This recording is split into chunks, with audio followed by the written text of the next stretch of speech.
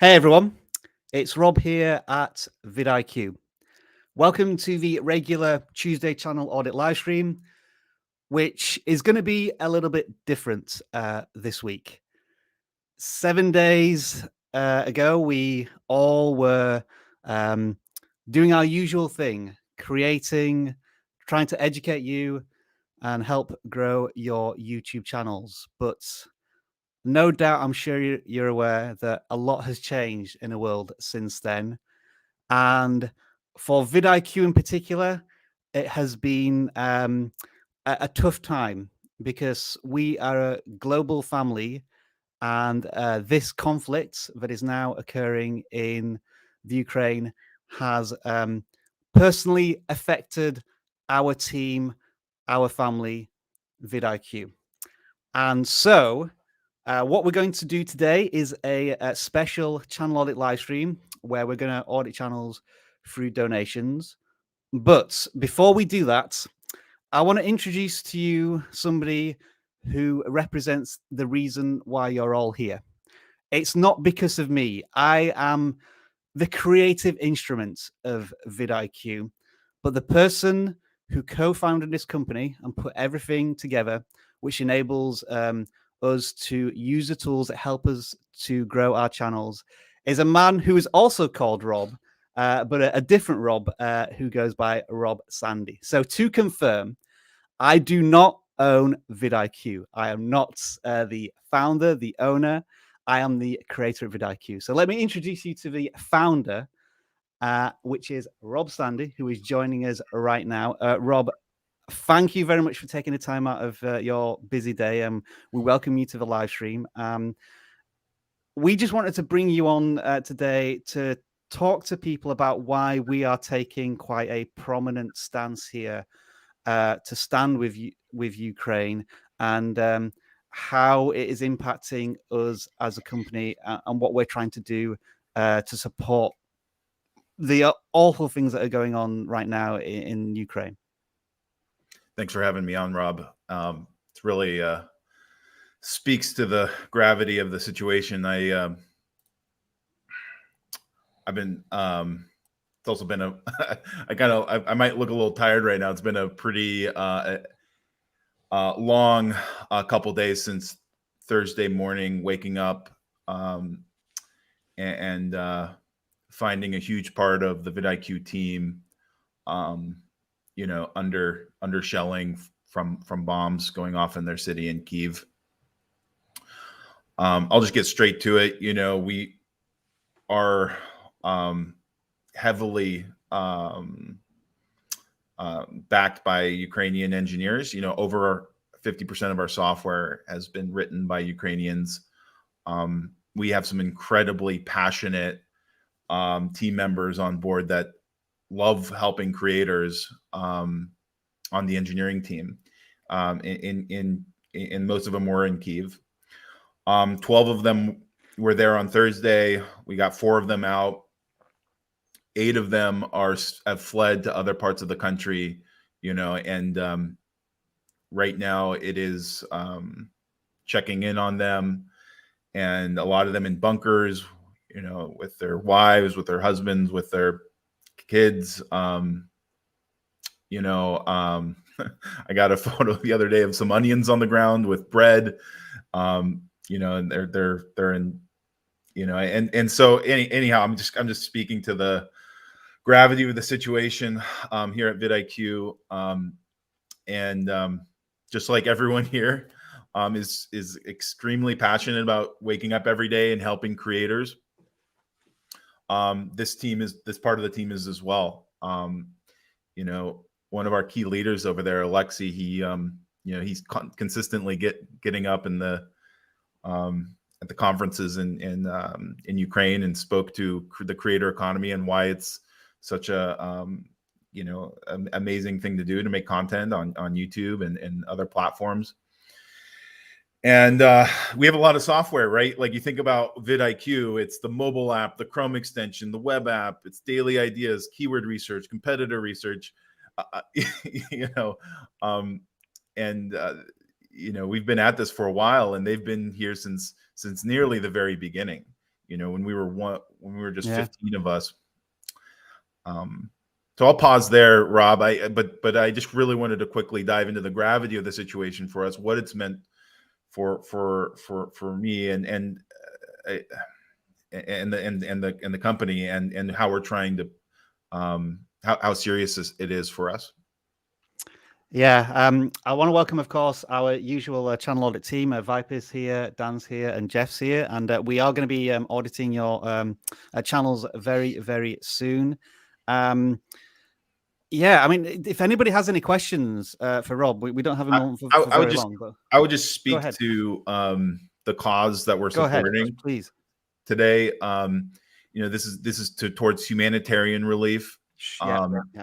That we've been personally directed from the YouTube team that'll best support the hundreds of thousands of people fleeing their homes and going to new countries, and not having a support system, not having a place to live, not having never being out of their country. It is an incredible humanitarian fund that we're supporting here today, and I just know for me, for the team, like for everyone, the bottom of our hearts, this whatever you put in today will be just so greatly appreciated. And we're committed to there's quite a few funds we put some money into this last couple of weeks. I think we're the most we've been doing a lot of fundraising internally, and we're doing our part too. So anything you can afford is just incredibly appreciated. Absolutely. We are hoping that YouTube are perhaps in the future going to put together a better fundraising alternative. We're kind of hunting around at the moment, trying to find the best humanitarian charity, and I believe I found the best one for the time being. But it may change in the future, just so you're aware of that. We're just trying to ensure that as quickly as possible, we're scrambling somewhat to make sure that we are doing our best right now when it's most important. I mean, I woke up this morning to the shelling of the TV infrastructure around UK and Ukraine. So who knows whether they're hearing all of the right messages at the moment. And Rob, you've been speaking a little bit about our team, and it's kind of funny in that probably when people use vidIQ, they see all of the UI and all of the tools, but everything, the foundations of pretty much all of that is pretty much predominantly built by our Ukrainian team, isn't it? They do all of the unseen things here at vidIQ to a certain extent, and we built something incredible, and we're so desperate to ensure that the safety of everybody to continue building for creators in the future. But right now, their safety is paramount, isn't it? 100%. And we're doing everything we can to support our team as well. It's not like, but like when you think about like the software, you look at views per hour and keyword research and all of these things that seem pretty simple, but there's a lot of management of the data, the processing of that data, thinking about how we deliver that in a way that's useful to our customers, that isn't just too much. And frankly, I think there's a lot of simplification we're still hunting to do, but these are the people that are responsible for all these insights, from video research, competitor research, views per hour, daily ideas, you name the piece of software that we've built, and we have a team that's supported that, and they're currently, all of them have that are in Ukraine have fled their homes and are living in bunkers. Chatting with them this morning, and by the way, the Ukrainians are the strongest, are like most optimistic. I feel like I'm more stressed than they are. They're just they bring such optimism to the situation when we check in with them. Sometimes there's some tears, but I cannot express how strong and united they are as a people right now. just a real honor to work with them. And we're doing, like I said, we're doing everything we can, but this is a call to try and support as many Ukrainians as we can and during this plight. So Rob, is there any questions that are like that we can answer from the live? Like, how do you guys handle the live stream chat and other things like that? So usually during the channel audit live stream, we're very much focused on auditing the channels. I'm trying to keep a quick eye on the chat. I think the main question here would be if because we have a global audience, and some people just may not be aware of. They understand that there is something happening in Eastern Europe, but perhaps not exactly what's happening and why it's happening. So in terms of awareness, like obviously we're broadcasting on YouTube, and if there's one place where you can get a broad scope of what's going on and all of the opinions and whatever, raising awareness, I think is just very crucial as well in this regard. Yeah, isn't that the biggest challenge we have in 2022? Yeah, I think it is. Is what news sources are trustworthy? How do I know that these are facts and not fiction? And that is one of the biggest challenges. Obviously, this is being reported on by every major news organization, and one of the interesting things to see, and at least in the United States, is this is once a the polarizing issue across party lines, and I think you're really starting to see a lot of people come together for this. Not just literally all the European countries, but I think you're starting to see a more united America through this as well, and coming to the support of our brothers and sisters in Ukraine. Yeah. I know your time is very valuable. I know you've got a lot of things that you're trying to put together. So I really appreciate your time, Rob, today. I guess what we're saying here with this donation live stream is that this is potentially just a start of many things that we're going to be doing to support not only our team in the Ukraine, but the wider humanitarian effort. And so that is why maybe if you do use our tools, that's why you've been receiving emails. And if you do follow us on social media, that's why you've been receiving messages from us. And it's because we are trying to support as best as possible our team and standing with Ukraine as well. So any final thoughts, Rob, and then I'll let you get off.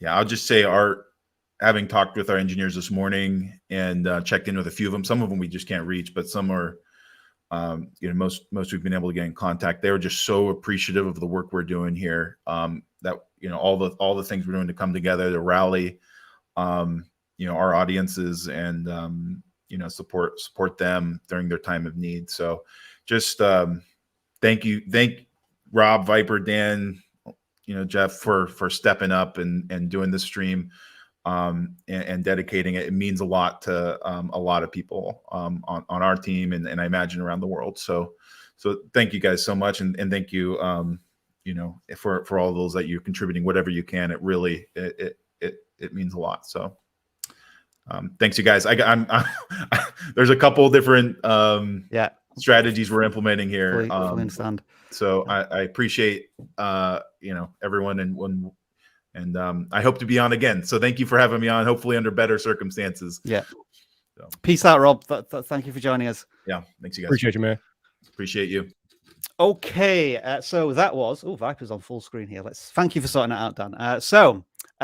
We're going to try and shift gears a little bit to try and get back onto the track of what we usually do here on a Tuesdays, which are channel audits. But we are, of course, going to be doing this a little bit differently today.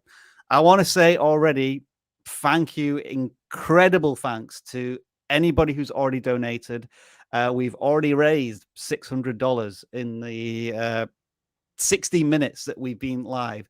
And I'm going to just try and read out some of those donations now to say thanks if I can. But the chat is already moving very quickly, and it's really hard to track these. So Savage Sendral has donated at $5. We've also got a donation from Learning and Technology with Frank, donated 100 Canadian dollars. Incredible. Thank you very much. Also 250 of some currency. I don't know what currency that is, but it's Bibo Maguba has donated that. Appreciated. We've got $20 from Zuma and $5 from a spicy cow, and also $5 from Sammy TV Music and Gaming as well, and $20 from Razzie BBQ and Grill, which, thank you to all of you. And we'll try and read out more donations. The way we're going to do this, I will confess, is going to be a little chaotic, because the way YouTube tells us how donations come through is a little bit scattergun. Like, it gives us a list on one screen, but it doesn't give us the channel name, which makes it almost impossible to try and find channels from that source. So through the chat, we're going to be trying to find your channels in the background to do these audits.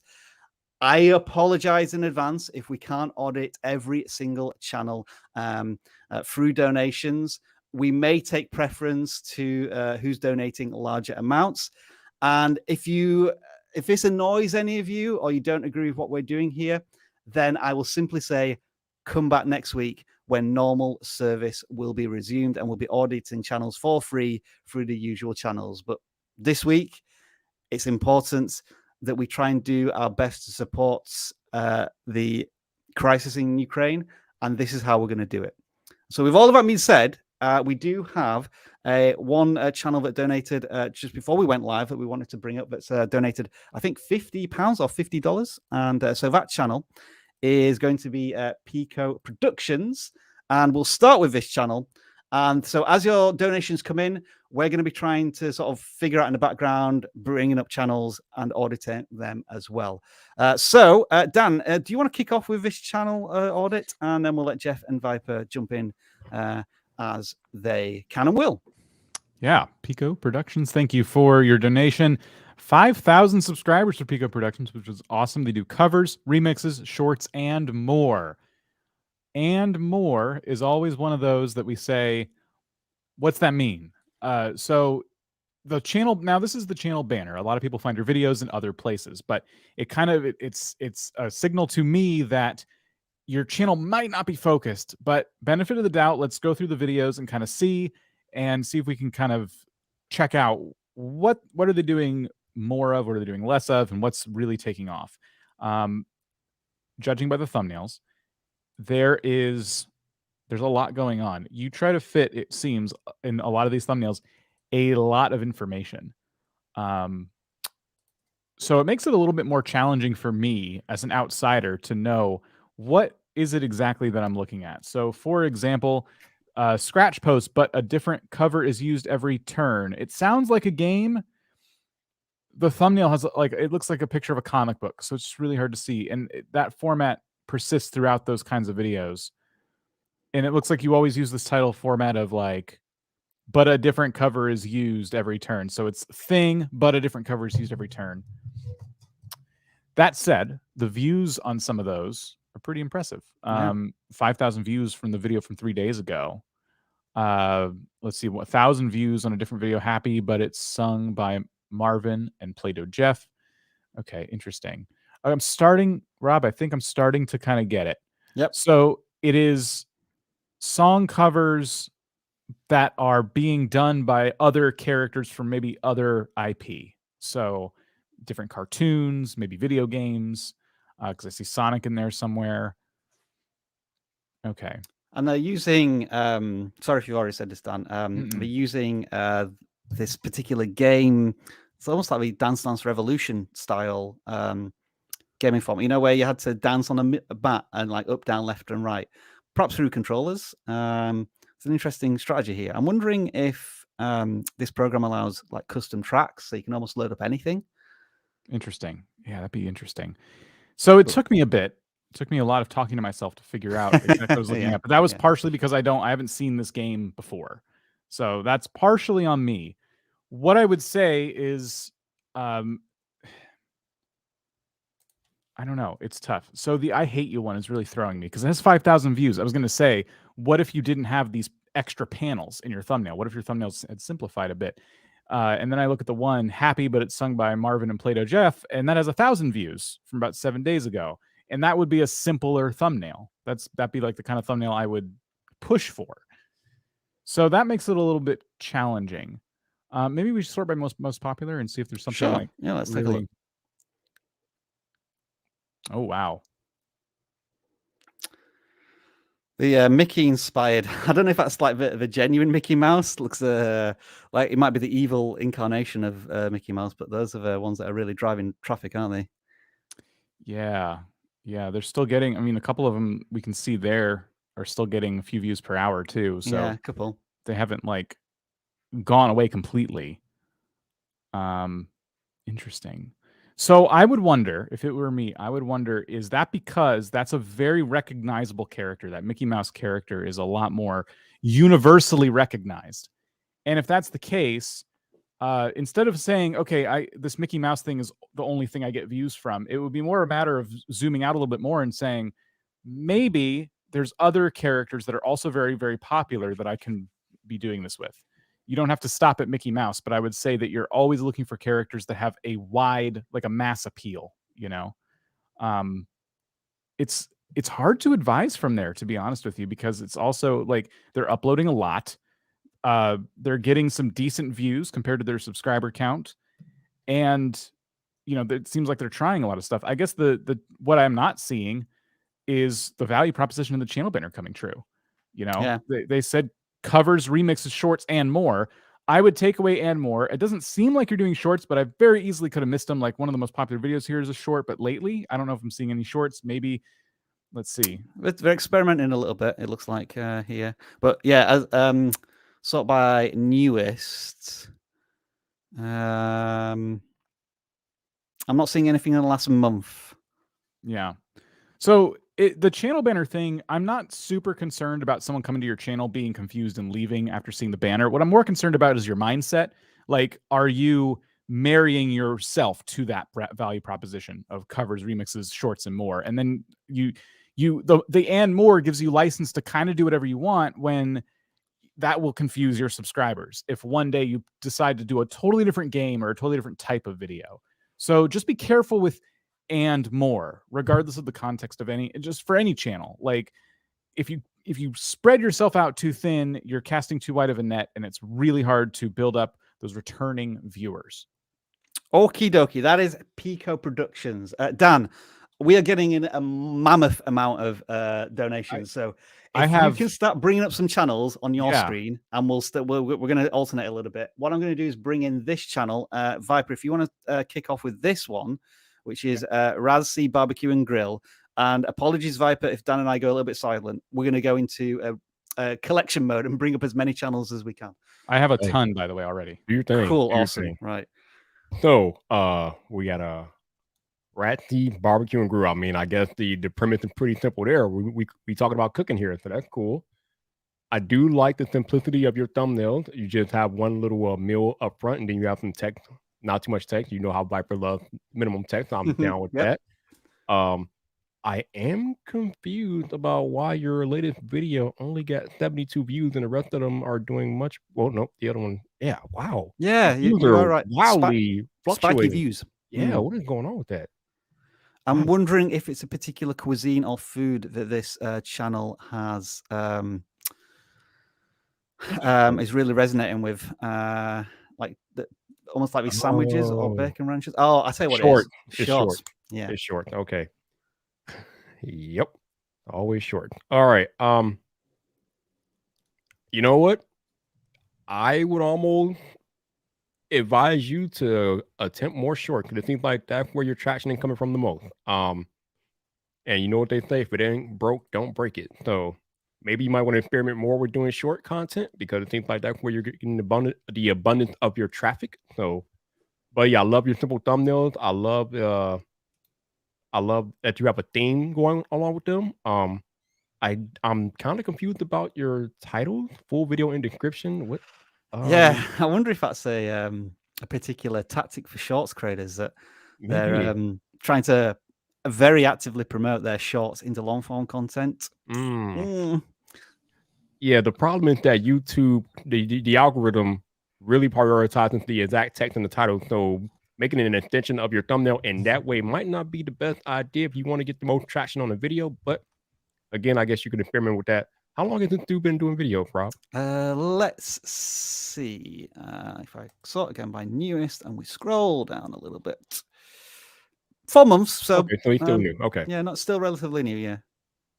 Yeah, I would say my short-term advice would be definitely do more experimentation with shorts, but you might want to think about the way you title your videos in the future because again, the title real estate is very important to the YouTube algorithm. So making it an extension of your thumbnails in the way that you are doing it by putting full description, this, that, and the other might not be the best use of that real estate, but you could do a little bit more experimentation with that and see if that's something that that will work for you, or if you're still getting these spiky views, maybe thinking about putting more of a title that actually talks about what's going on in the video. And that's pretty much what I have for him. Jeff, any final thoughts? Welcome back, by the way. I'm glad your Thank you. Wi-Fi is kicked back in. Just any final thoughts on this channel, and then we'll move on to the next one. Not necessarily, man. I just kind of popped back in, so I didn't have a good chance to take a look at it. But overall, it seems like they're doing okay. So I would definitely lean into those shorts for sure. And I agree with the full video and description. Kind of odd to put that in the title. That seems like maybe something that should be said in the short, but that's just me. Yeah, almost like as a last second, maybe, of text and in the video, perhaps. Yep. Yeah. All right, Dan. Let's see what you have. First channel, if you can bring it up, please. Yeah, 1 second. I am just. By the way, we've already hit. I didn't know what target to set for this live stream, but we've already hit $1,200, which is incredible for you to have that generosity on this live stream, which is awesome. But the goal almost doesn't really matter. If we can earn as much as we can, then do please continue to donate, and we are going to try and bring up as many channels as we can for auditing. Yep, absolutely. Thank you, everybody. So learning and technology with Frank. They've got 18,000 subscribers. They donated quite a hefty amount. I kind of, my tabs up there, I kind of prioritize them by like amount. So, but not very well. So we'll, these are no. Well, glad you haven't. I'm struggling completely. I'm just bringing up as much as I can find. It's yes. I'm sure we would probably bring up a lot of the same ones too. But this is learning and technology with Frank. They are putting out, it looks like a video maybe twice a week, if I had to say, and let's see, using technology to learn and teach. So it looks like they're just, in general, teaching about technology. Who wants to go first? Dan, can you just zoom in like to maybe about 150%? Because that'll make the thumbnails bigger, and then it minimizes the navigation bar. On the right one here. Because I'm realizing, look, just how difficult it is to audit channels from StreamYard itself. It is. It is. So what I like is they've already done a video about the metaverse just 7 days ago. Interesting. You know who there is a good channel to maybe follow for this person.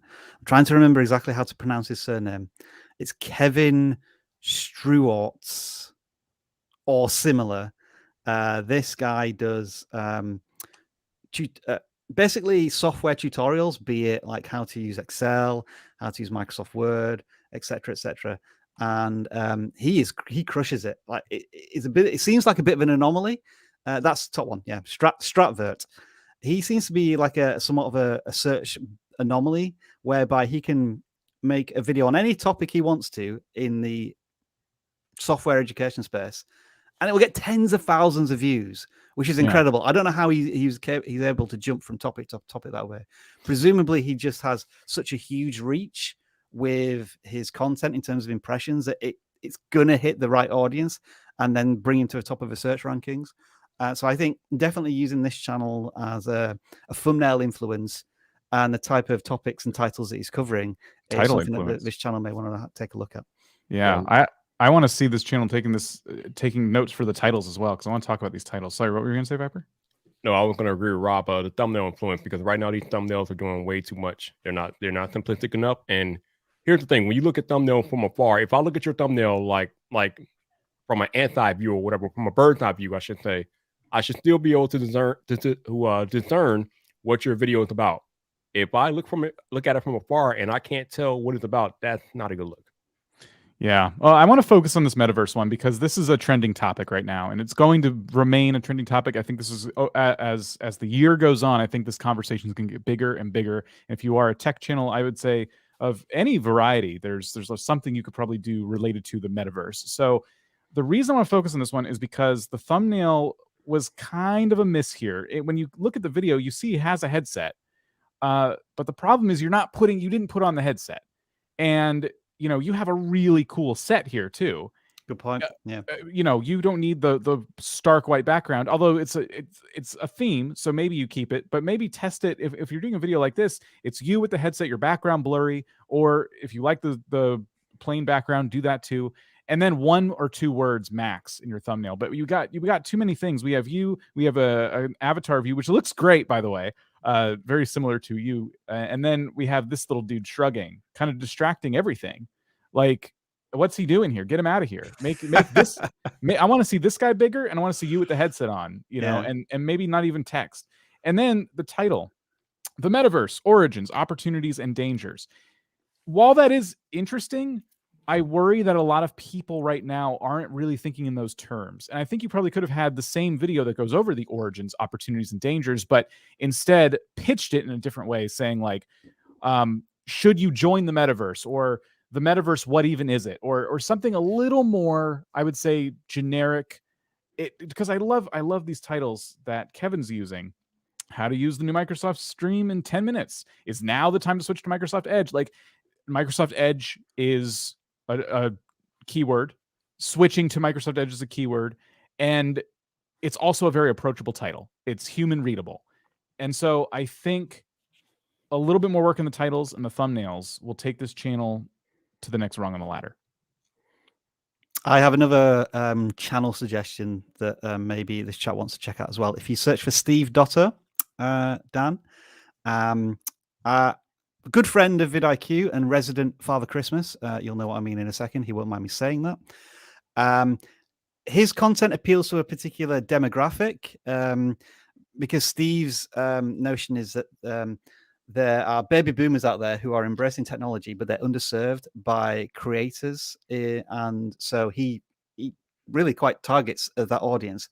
Now, I'm not trying to place a flag on our creators' head and saying, this is your target audience, but just going back to their thumbnails, Dan, this is a person of how do I put this? How do I put this appropriately? More senior generation? Is that the wrong direction? Just in terms of like how the thumbnails are pitched, I think they're kind of appealing towards an older demographic as well. So perhaps really defining your target audience is one step you want to take. Jeff, am I right in thinking that this chap is part of our group coaching? Because I do remember having him in our group coaching, I think last week. He is. Yeah. Yes. Yeah. Mm-hmm. Okay. 100%. So thanks for the donation as well as being in group coaching as well, which is awesome. Yeah, I agree. Just a little bit of simplification, like AR and AR device and dashboards discussion.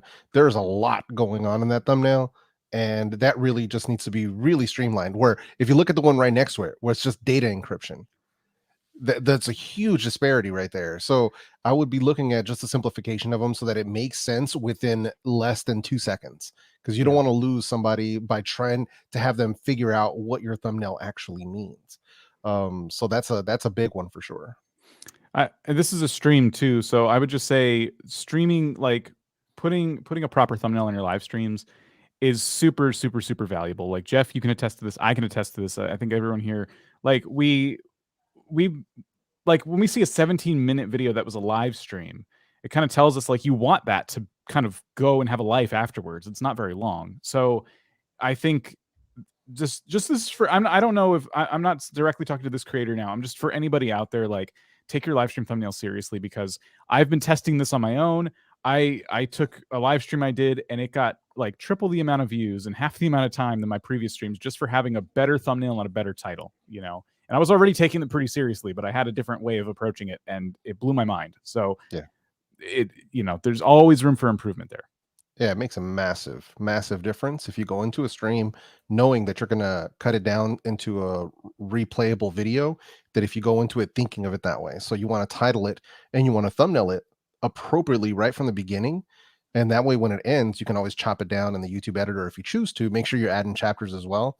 But going into it with that mindset of this is going to be something that's going to have replay value later, it'll change the way that you stream. Mm-hmm. Okie doke, Dan.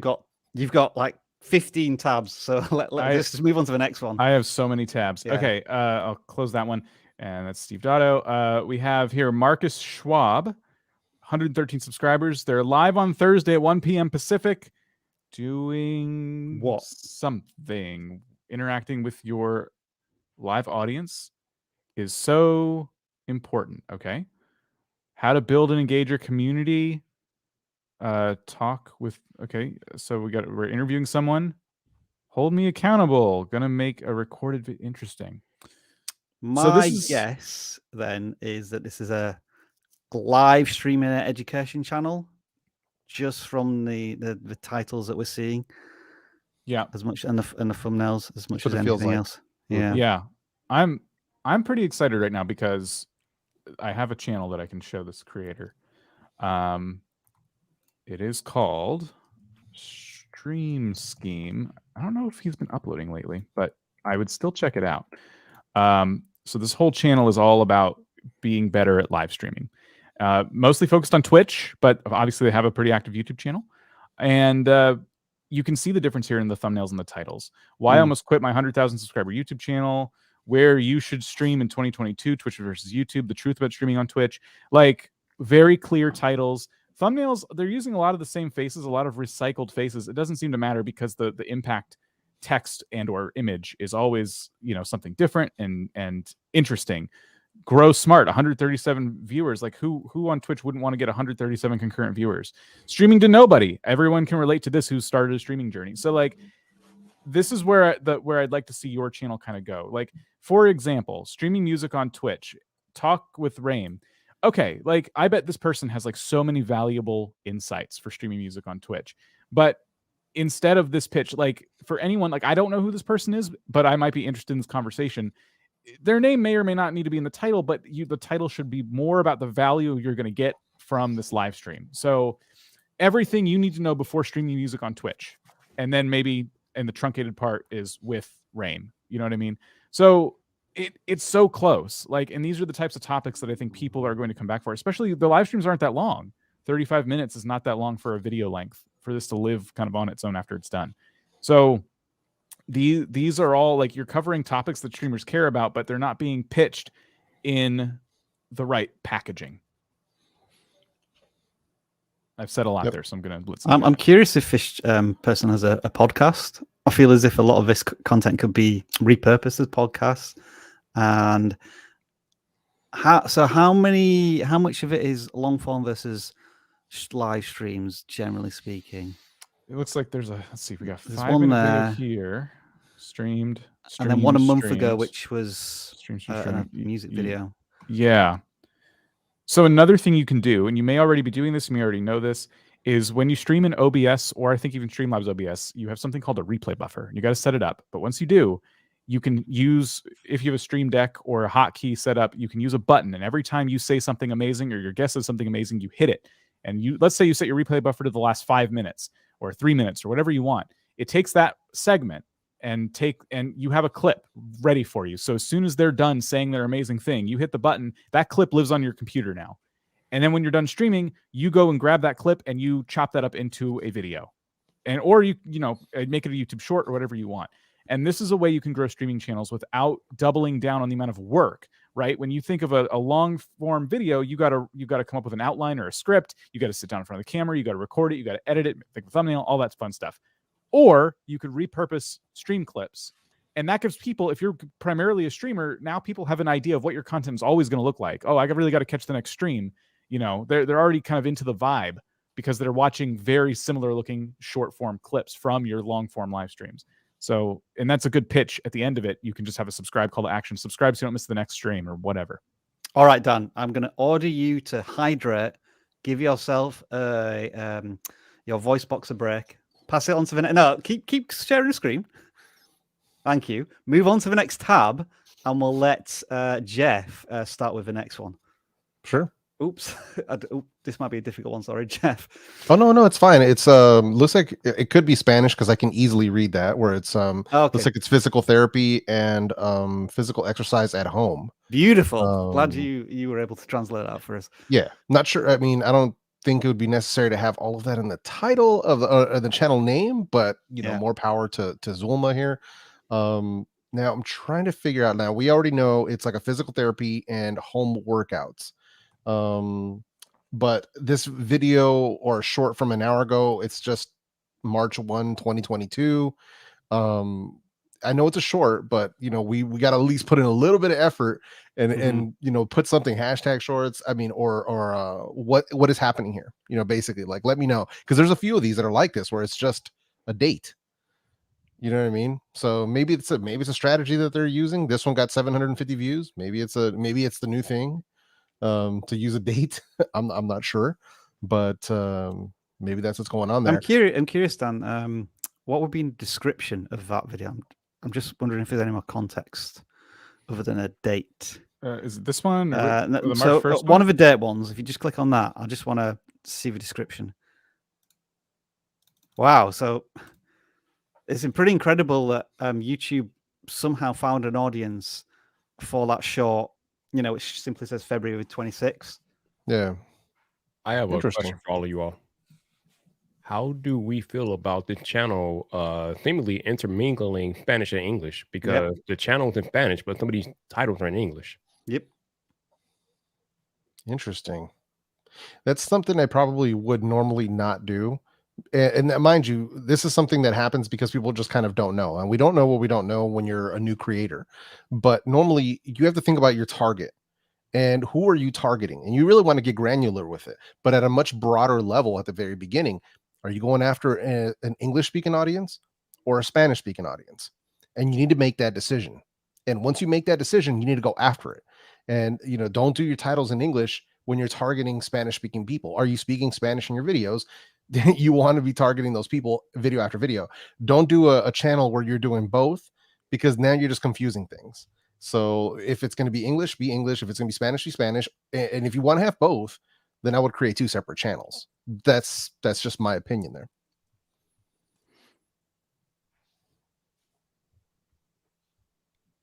All right. I think, Dan, we probably got a couple of points there for the channel. So let's move on to the next one. Is it Micah? Yeah, I think so. Micah, approaching 200 subscribers. Look at that. All right. So, different strategy here with titles and thumbnails compared to some of the channels we've seen, such as this one. I don't know what's happening there. It's brave. It's not short. It's 44 seconds long. I'm wondering, it looks like an end screen or something. I'm wondering if this is like one of those, you know, sometimes people upload templates like to their channels that they're really proud of. I'm kind of wondering if that's what this is. I dare you to copy and paste that into Google search, Dan, and see what happens. I don't want to do that. Maybe they're selling them on Fiverr, but that should be an unlisted video. Yeah, this doesn't really. Right. Yeah. I mean, it looks like in the description. Just out of curiosity. Just more of that. Oh, okay. It looks like they made the title like that so people wouldn't just find it. But you can unlist videos and still use them on places like Fiverr if that's what you're doing. I would unlist that because it's confusing. You're just starting out, right? In terms of building an audience, you have kind of a small base here of people, and that must be so confusing because that still appears on their home feed, regardless of what you title it. A segment of your audience is going to see this, and it's going to be confusing. And now to them, that's like one video they've clicked off of, and that's signals. It's all signals to YouTube. Like, oh man, another video from Game It with Micah that this person didn't like, you know, and you don't want YouTube to stop recommending your videos. Going into when you do the gaming videos that we're seeing here, so we have Paladins, funny. I'm not sure what game this is. It must be Paladins. Halo Infinite, but we actually win when you get a gravity hammer in Halo Infinite. So we're trying shorts. We're trying a few different games. Looks like FPS games for the most part. We got more of these weird videos here where it's just like an end screen template. So we're also looking at channel strategy for you. I think it's time to sit down and figure out of all these games, which one has done the best that you also really enjoy playing. And I want you to make like 20 videos on that game in a row, at least. I want you to pretend you are committing to that game, for a long period of time, and start seeing if you can build up an audience. And then you got these great moments and things like that, the great moments from Paladins. But instead of just saying great moments from game, talk about one of the moments. Make your thumbnail and your title the focus of those two things. One of the big moments, like the most epic headshot you've ever seen in Paladins. Something that people feel like they're going to get something really interesting from this video. And even if that headshot's buried somewhere in the middle, it still happens. It's not like you're lying to anybody. You're not clickbaiting them. You're just trying to give the video a little more of a theme instead of greatest moments. That's not convincing enough to win that click. So that would be my other suggestion. All right, Dan, again, just on double duty here, like navigating and giving all of the advice. You can switch it back to me, Dan, if you want, for a couple of channels and to give you a rest. I have managed to load up a few, and let's go with. Let me just share my screen if I can get that up here. Bapis Share. I'm going to pronounce your channel name. 141 subscribers. Viper, if you see this, you have to subscribe. Would that convince you to subscribe? Not at all. You need a little bit more effort than that, my dude. But let's see. Bappy's here. So you've already made one mistake because your banner doesn't tell me anything about what the channel is about, but I will let that rock. Let's see. 100 subscriber specials. Guy works into the evening game. Playing beats with my friends. Pinocchio has ruined an entire generation. So what do we? So I guess we're just critiquing, or we're talking about different games. Like there's no singular like common denominator here between these videos. So yeah, looks like that. But in fairness, given the channel size, view counts are very healthy. The content is finding an audience, which is very encouraging. Definitely. But the problem is finding an audience, but I don't know if the audience is sticking around. So yeah, my first piece of advice to you would be to find a focus for your content, because again, your content seemingly is all over the place. I mean, it's clear that you want to talk about games. That much I understand. But other than that, there's no other common thread that links your content. So I'm having trouble figuring out exactly what the focus of your channel is. And if I'm having trouble, that means people that land on your channel are going to have trouble figuring out what your focus is. So you need to figure out what your channel focus is, identify that, and maybe it's still early days for you, so you need more time. That's fine. But think about finding out what your focus is going to be moving forward on the channel, and then trying to get your videos to tie together in such a way where when we come to your page next time, we can identify within like 30 seconds what your channel focus is. And I think that'll be a good look going forward. So there's something I noticed, because I'm having trouble too. And so I agree with everything Viper said. And as you were saying that, I was trying to figure it out. I'm like, well, maybe there's something in here. And I am seeing at least a common thread that you could pursue. This is coming from experience, because I've seen this community and it's thriving. You should do more videos on city skylines. Yeah, I noticed that as one thread. Yep. In the content, these two right here. The concept of a poop tsunami in a city. I'm telling you, like the City Skylines community, go look at videos from other City Skylines creators and let them inspire you, because they are doing exactly that. They are creating ridiculous things. They are taking these innocent cities and they are destroying them with the most ridiculous things ever. So, I mean, yeah, there you go.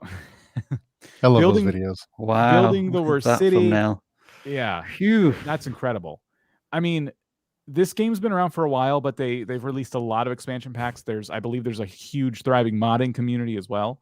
Oh yeah. So this is one of those communities that if you're going to play an older game, you want to look for one that at least has some staying power. And this is one. You've done a couple videos on that game. One of them is your most popular video. I'm going to give you the same homework. Next 20 videos are all City Skylines. Even if that means you're uploading less often, do at least one a week, where you sit down and you think, what could I do to a poor innocent city? and make that, because that's their thing, right? It looks like they do memes. It looks like they want to make people laugh. So that's how you do it. You take innocent tiny computer people and you make them miserable. And that's what I want you to do for the next 20 videos. Take little computer people and ruin their cities. Yeah, there's whole channels. There was another game, I forgot what it's called. It's like a sandbox game where it's the solar system or the universe. Yes. And there's a guy, millions of subscribers, where he's like, okay, so what'll happen if I throw a asteroid at Earth at the speed of light, or just all this crazy, or what happens if I move the Earth closer to the sun? So all these creative ways. And then I even saw another channel like this where they were using what was that, Roller Coaster Tycoon, and finding all these crazy ways to just basically essentially kill people. Yeah. And, yeah, I remember but that. it's massive views in those communities for that stuff. So Dan, you're really onto something here with City Skylines, because I love watching those videos of the crazy stuff that they come up with for their cities. It's a blast. So yeah, I've been watching a lot of those. Another creator you can look at that's really good at this, it plays a lot of games, but same kind of theme, is Let's Game It Out. That guy takes all kinds of games, but a lot of them simulation games like this, and finds fun ways to experiment with them. So I would use those as an inspiration. I wouldn't just try and rip their content strategies. It's not going to work. Like, what you're doing here is very interesting. It's just, you got to focus in on one game for a while. Like, just take the one thing and just do that for a bunch of time, like really, really get creative. Sit down and start with a brainstorming session about all the different things you feel like you can do. Look for fun mods out there, but it looks like you are doing this. You're using games as a stage to do nonsense, which I love. That's a great way to do a gaming channel, but you're doing it with too many games at once. Please try City Skylines for like 20 videos at the very least, if not indefinitely. I'm going to move on to the next channel to try and continue to pick up as many channels as we can. We're doing our best to bring up channels, and the next one is going to be Scar Tier. Jeff, again, I'm just trying to mix up who starts here. I'm not putting you under pressure if this one looks as if it might be difficult to audit. Yeah, I'm just not really quite sure what's going on. I don't know if this is lore, like Arthur is officially ending, or will Adventure Time ever return, or how Nickelodeon ruined modern Patrick. So I'm trying to figure out exactly what is happening here. No help there. Yeah, cartoon videos. Cool. And it's also a semi-recent channel, like 3 days ago, 6 days ago, but their oldest video is what, 2 months? 2 months. Yeah. So, yeah. First episode of Cuphead show is a masterpiece. Okay, so maybe that's what it is. Maybe this is commentary on animation of different types, because we've got SpongeBob, Mr. Incredible. So maybe that's what's going on here. I kind of like what they're doing thumbnail wise, because you're seeing what the subject is. Like the Cuphead show, and you see Cuphead. Although with the Cuphead show one, I would have found a different picture, where maybe it's just Cuphead and maybe not Mugman, where it's just Cuphead like really zoomed in so you can really see that. Kind of like how we did Patrick is Ruined. Something along those lines, where it's really pulls in that character, makes it really big in the thumbnail. Along those lines, I think it would have been a little bit better. But overall, I mean, it's not doing too bad for a brand new channel like this. Yeah, it looks as if there's been a bit of a gap between content. Like, these 2 videos were over a month ago, and then in the last 2 weeks, the creators published 7 or 8 videos.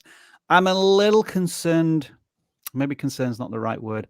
I'm just looking at this one and hopefully thinking that this isn't a means to procure content, not how you should do. Yeah, like watching cartoons for free in 2022, easy and working. When you put that in a title, that's usually suggesting here's how to circumvent something so you don't have to pay for it. and that will get your channel killed. Just be aware of that going forward. And another thing is, it's a tutorial mixed in with what seems to be reaction and almost like video essay pieces somewhat on these different cartoons, which I'm not sure if it fits the audience quite as accurately. Yeah, it's in a world like it kind of does, but I would avoid going that route. Word choice on some of these is like so close, like how Nickelodeon ruined modern Patrick.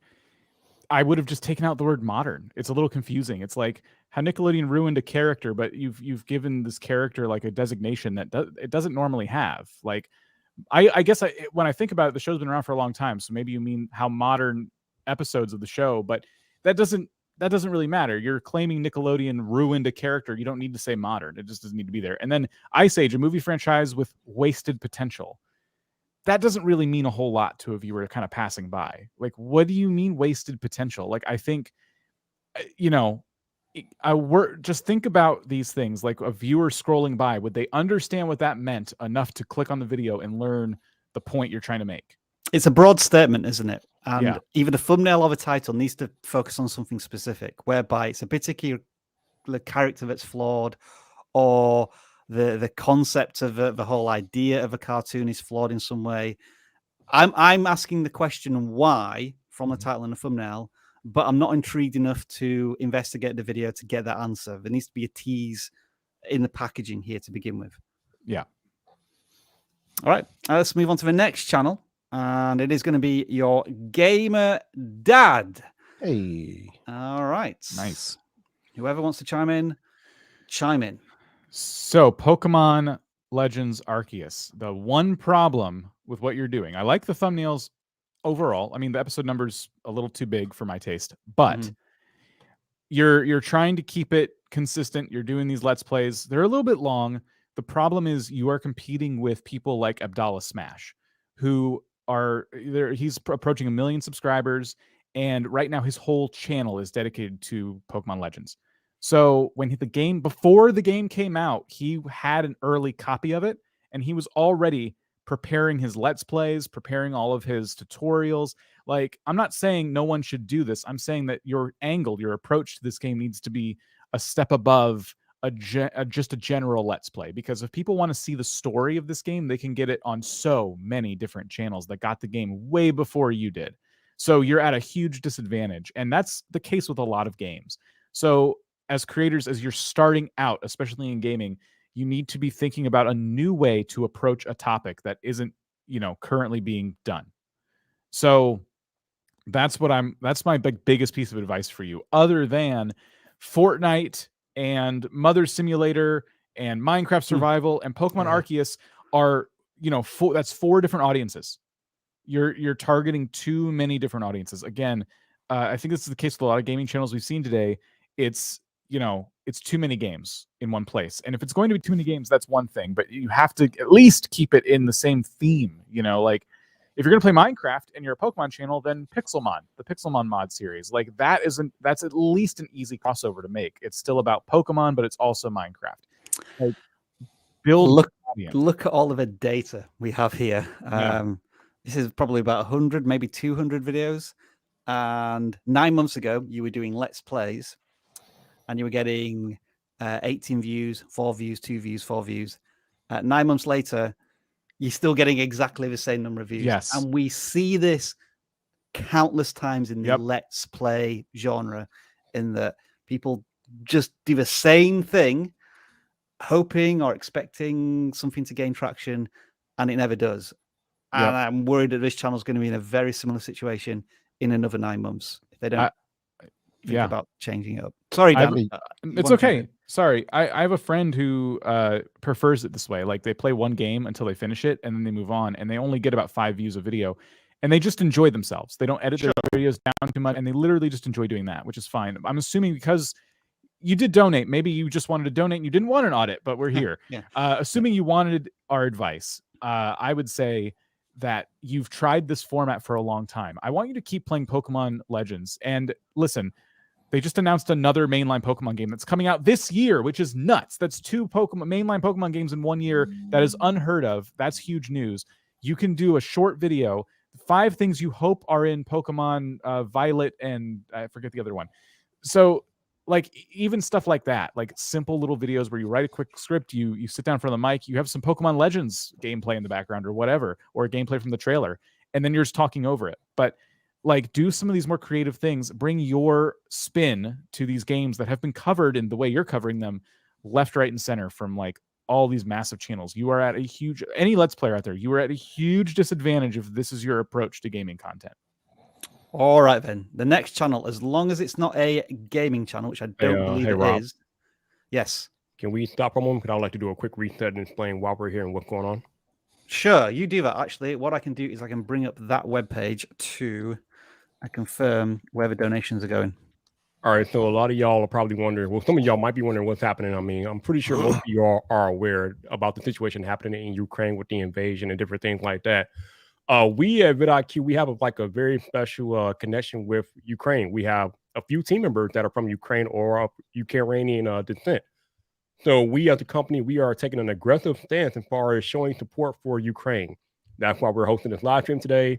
And we would ask that any donations that you guys want to put forth, if you can, there is a fundraiser link down there in the description or in the live chat. Please direct all your donations there to help the Ukrainians with their plight. Anything that you can donate is greatly appreciated. And even if you can't donate, just you watching the live stream, sharing it on your social media channels and different things like that, greatly, greatly appreciated, man. We were all in a company call yesterday, and some of our Ukrainian team members were in the call, and just hearing the pain and anguish in their voice over what's going on, kind of surreal, man. So we want to do everything that we can to help them and support them in this very trying time. And just you guys showing up and being with us on this live stream today is greatly, greatly appreciated. I know it's a little different from what we normally do, but we are going to show support. We're going to continue to show support. And we hope that you guys will join us in showing support for our Ukrainian family. And we're just going to keep going on, man. So thank you guys for being here, and let's rock and roll. Well said, Viper. I've just brought up the webpage of the fundraising efforts that we're supporting today. This is the one that appears to be most aligned with YouTube's tools to allow us to do this for today. And let me just stress that the donations that they're giving today are not going towards the vidIQ team. We've got them covered. You don't need to worry about them in terms of fundraising efforts. We are raising funds for the humanitarian aid that is required there. So it's not what I'm trying to say is it's not directly lining the pockets of the Ukrainian employees here at vidIQ. We have them sorted. You do not need to worry about them. It's the people who don't have a company in the US that's able to back them and get them the help they need. This is for men, women, and children who are just trying to escape and avoid the conflict that's going on right now. And your donations that come through, we're trying to bring up as many channels as we can to do audits based on those donations. I've also seen, by the way, there's been a couple of people who've donated hundreds of euros anonymously. So not somebody who wants a channel audit. They donated anonymously. Awesome work. Thank you very much. It is a little tricky to try and do shout outs for these donations just because YouTube's software in the background right now seems to be half broken in terms of in fact, let me show you just how this works a little bit.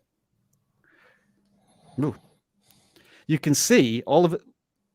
Hang on 1 second. I've got other videos playing. Right. So you can see all of the donations that are coming through, but they have no channels names attached to them. And so we're having to scroll through the chat to get the channel name and then load it up in the background. And so that's why we're having a little bit of a struggle as we audit your channels. But we are getting them, and I'm going to try and bring up the next one, which I would like Viper and Jeff to tackle this time, just so that Dan and I can take a quick break here as we try and load up more channels. So it's GMA Joe. I think I'm going to pronounce the channel. Grandma Joe. 145 subscribers. Yep. Grandma That's Joe. what I think. Grandma Joe, yeah. Oh, Grandma Joe. People know how to interpret channel names far better than I can. Anyway, Viper and Jeff, take it away. All good. Grandma Joe, I love the fact that your banner tells me right up front what's going on. Faith-based answers to current topics. Okay, I like that. I also like the fact that your thumbnails have a theme. That's like one of the hardest things to do in YouTube as a content creator, is create thumbnails and have them all be linked by a theme. But you are doing an amazing job of that, so kudos to you. And they're simplistic. I like the simplicity of it. You don't use much text when you don't have to, so that's good. Let's see what these types looking like. What does it mean to count the cost? What does it mean to be loved? What is your identity? Stress levels? Will you be spit out of God's mouth? That's an interesting title. Who being raped? Yeah, I guess your titles are consistent with your channel mantra. So I guess that is a good look. My only thing is, when you title videos on YouTube, if you want to reach the largest possible audience, you have to title your videos in such a way that appeals to the most amount of people. And my only concern here is that these titles are kind of niche per se. They are not going to appeal to the most amount of people because they're too narrow focused. So my suggestion to you, Grandma Joe, would just be to try to figure out how to title your videos in such a way that they appeal to a more broad audience. Let's see if I can come up with like an example. So you talked about will God spit you out of his mouth. I mean, do you have like a particular example of a situation where that might happen that somebody can identify with, a regular non-faith-based person would identify with? Because that's really what we're going for here. Obviously, your content is for people that have faith in faith based in their upbringing and different things like that. But the question that you need to answer is, how do you make your content, your titles and thumbnails appealing to non-faith based people that might want to come in and consume your content? And I think when you can answer that, you might be on to something. But go ahead, Jeff. Yeah, no. I mean, I agree in a sense that I think they're poised to find a broader audience in the sense of going after trending topics. I think they are kind of the right type of channel for that, where they can look at a news story and they can pull that in order to sort of latch on to a wave of traffic that is already existing in both Google search and in YouTube search. So obviously there's a lot of news stories that are huge right now. Obviously, this is why we're here. But how can they pull something in like that could end up helping them if they want? Because there's probably a lot of people who are wondering, what does this mean to me? Or, or maybe need some guidance around faith for this. And I'm not even talking about just current events right now, but anything that could be in the news, that could be something that you can leverage in order to bring your perspective on it, or at least if you're trying to guide people, around faith-based content that you're making, this could be a good way for you to start appealing or start having your videos appeal to a larger audience by using those more searchable keywords, both verbally and in your titles for these videos. Yep. Oh, cool stuff. Let's move on to the next channel. You know what? Sure. My mind got fixated on here was Good Morning America. I don't know why that abbreviation was just in my head when I saw that. Oh, I'm that glad makes you sense. all were I mean, able to that's what it is. interpret it. Maybe it is. Right, Dan, this is going to be the last channel that I'm auditing on my list. So get your screen ready if you can. Yeah, I have a massive list. Cool. All right. Sheep Plays. They are playing scary games. And one of the struggles many creators have with the scary video game genre is making thumbnails that pop, because it's usually around dark and creepy stuff. So is this channel succeeding? It's a little bit muddy to answer that question because they have shorts which are interfering with the screen a little bit. YouTube really does need to filter out shorts, I think, on the video tab and add their own shorts tab, I think, eventually. I guess that's what they're going to do. What I need to know is why like the latest videos were titled like The Smiling Man. Is that the name of the game? That's what... That'd be my guess, but I'm not familiar.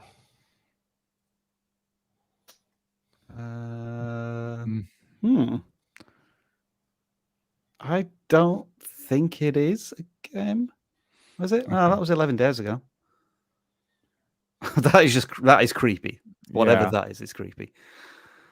Okay, maybe it's a thing. I was just looking at that and thinking, like, are they playing a game or are they doing like a series where they call themselves The Smiling Man? I think it's... he said it's the name of the game.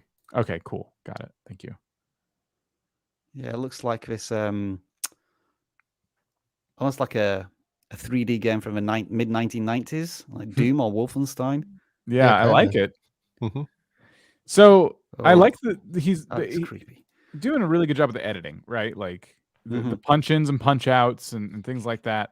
I think you were dead on with the thumbnails because you spent a lot of time editing that video. Obviously, we can just tell.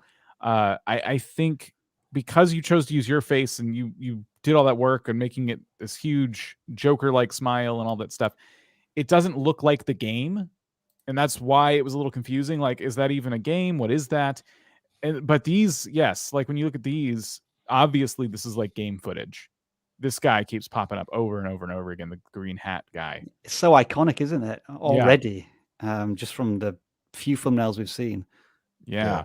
That's where thumbnail research really comes into play as far as what is actually getting people to click versus what we in our heads think would actually work. Because the results are already on YouTube if you look, and then you can sort of get an idea like, okay, when they use the actual face and then maybe they'll modify it a little bit or pump it up or, saturate, whatever, that seems to be working better than the creators using their own face.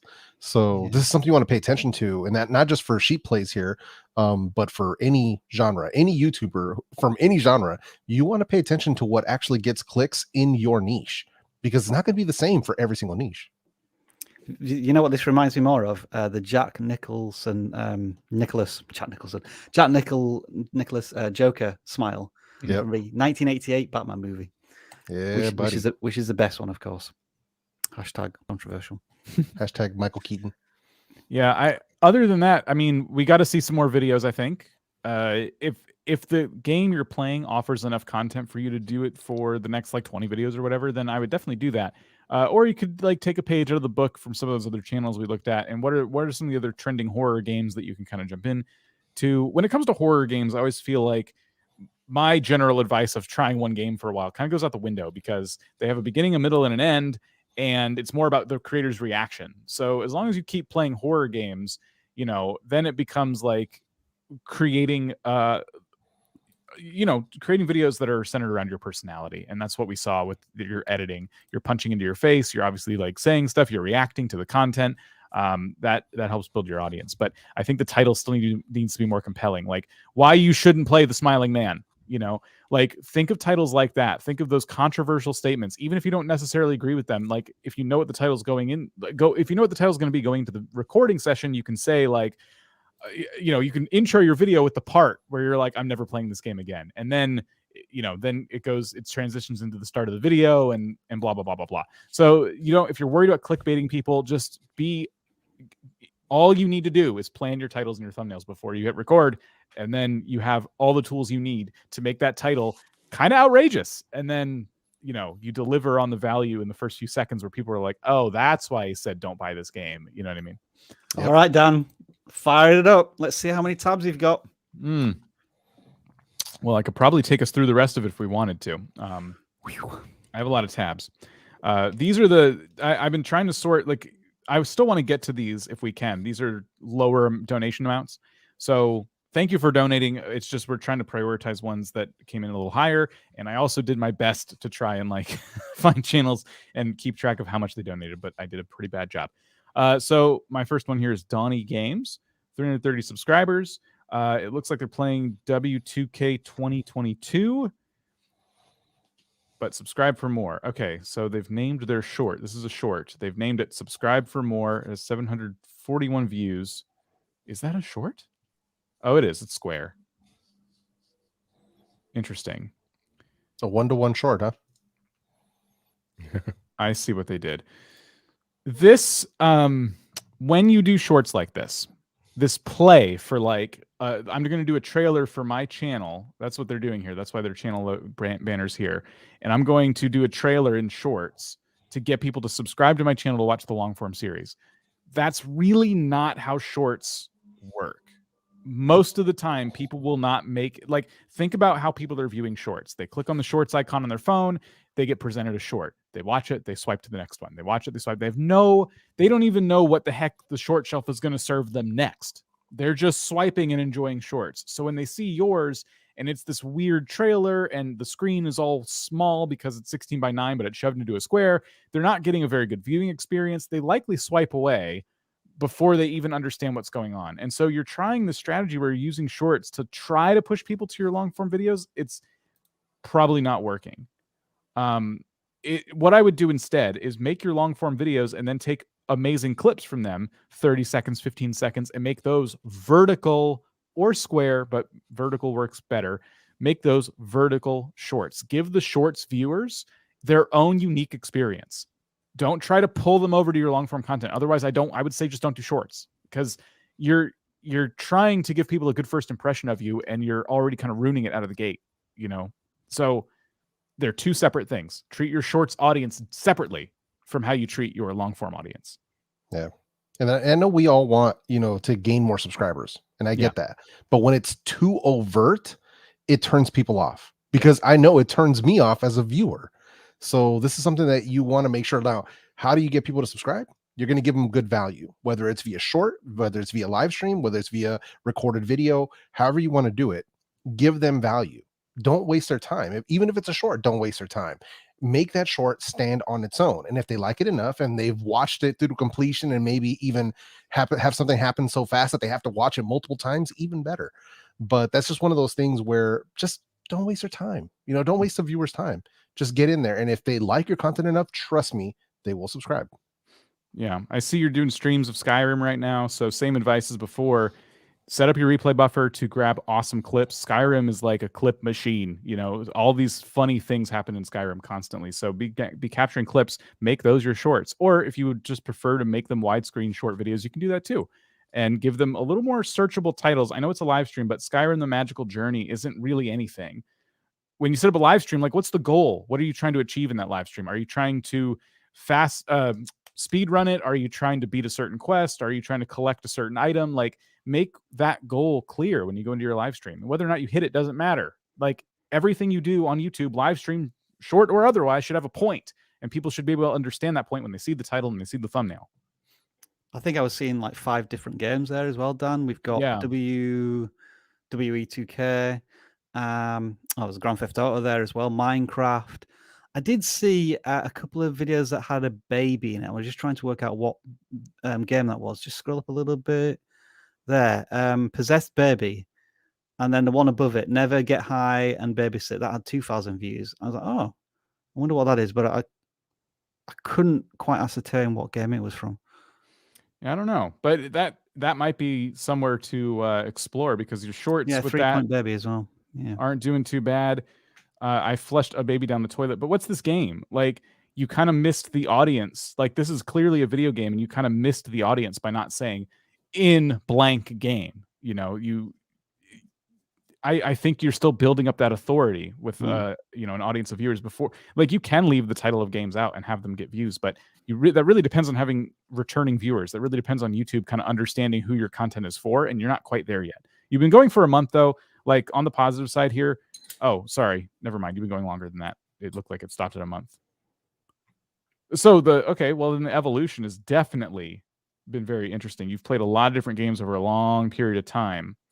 So stick with one game for a while and treat your shorts viewers a little bit better. It's like how I'm going to put that. I think people who find this aren't really going to be, they're not going to leave that video with like a fond memory of you. I think it should just be, it's their own experience. Okay, let's move on, Dan. Let's see if we can get some more channels in there. What I'm going to do, actually, I'm going to try and set a time limit. We're going to try and do 2-minute channel audits. So we can just try and get through as many channels as we can. Right, let me just set that. Okay, I've got a clock running. So let's do it. 2-minute channel audits. Next one. 78 subscribers, Good Games with Tom. I am already loving these thumbnails. Who wants to go first? I just talked a bunch. I agree. Good thumbnails. They look to be shorts. So are they actually shorts, Dan, or short form contents? So they are actually shorts. So they're putting effort into short thumbnails.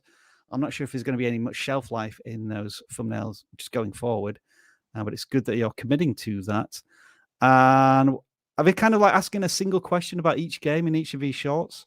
They must be getting some good audience retention, because they are able to move from one game to the next and still return what seems to be like quite a core audience. I've never seen such consistent views on shorts from one to the other. Usually I have very spiky views because they are shorts. So I think the consistency is very good there. I mean, what I would be possibly suggesting here is testing not bothering with a custom thumbnail and putting that time into making another shorts. Just because unless you're getting a lot of traffic sources from outside of shorts, which is much harder to do now, since, as you can see on the left-hand side of the navigation bar, there's now a shorts tab. I think YouTube is trying to push you into the shorts viewing experience wherever they can for short form content. That's what I've got to say. We've got 40 seconds for someone else. Your audience hates Nintendo, so don't ever talk about Nintendo again, ever. My God, that video got no views. Let's have a look. Dan, which one was that? It was 4 hours ago.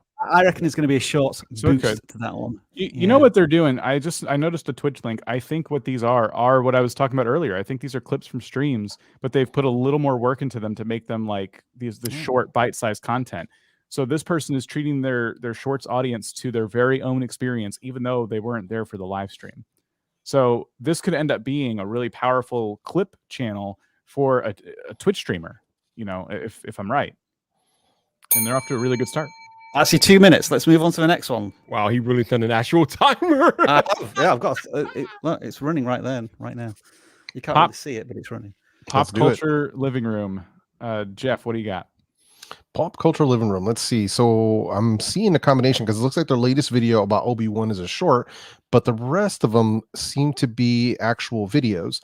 Now, one of the things that I'm kind of looking at here, because I see a step-by-step on how to build a custom display case, but then we're also doing previews of toys, which is kind of odd. Now I get it, you know, if somebody's doing toy collecting, they would want a display case, but those got huge views compared to their other toy reviews, which is kind of interesting.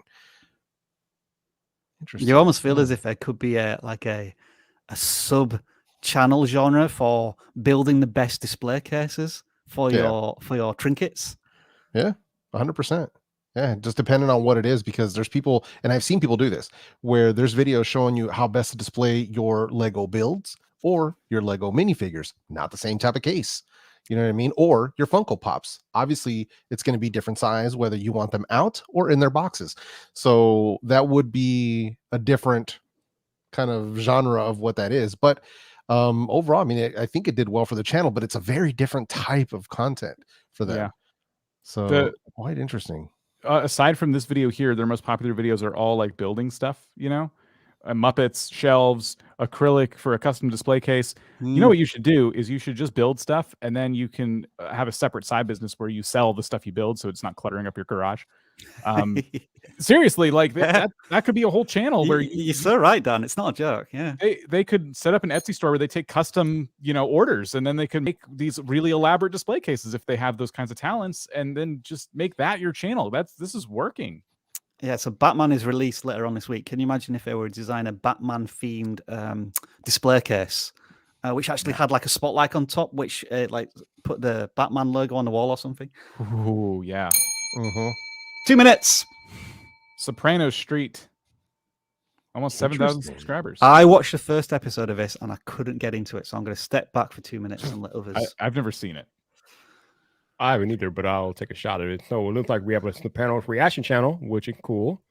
Right off the bat, you are using way too much text in your thumbnails. You got to figure out a way to simplify the thumbnail, because looking at these from afar, I'm like, what is really going on, man? Yeah. Also, you don't need to repeat your title in your thumbnail. Please don't use the same title in the thumbnail as you do in the title and thumbnail should not repeat. That's just wasting space. Don't do that. Other than that, let's see how Michael telling okay. Yeah, also you need to figure out a way to make the title more appealing to a broader audience. Because you have people on this actual panel that have never watched The Sopranos. So the question then becomes, why should we watch these videos?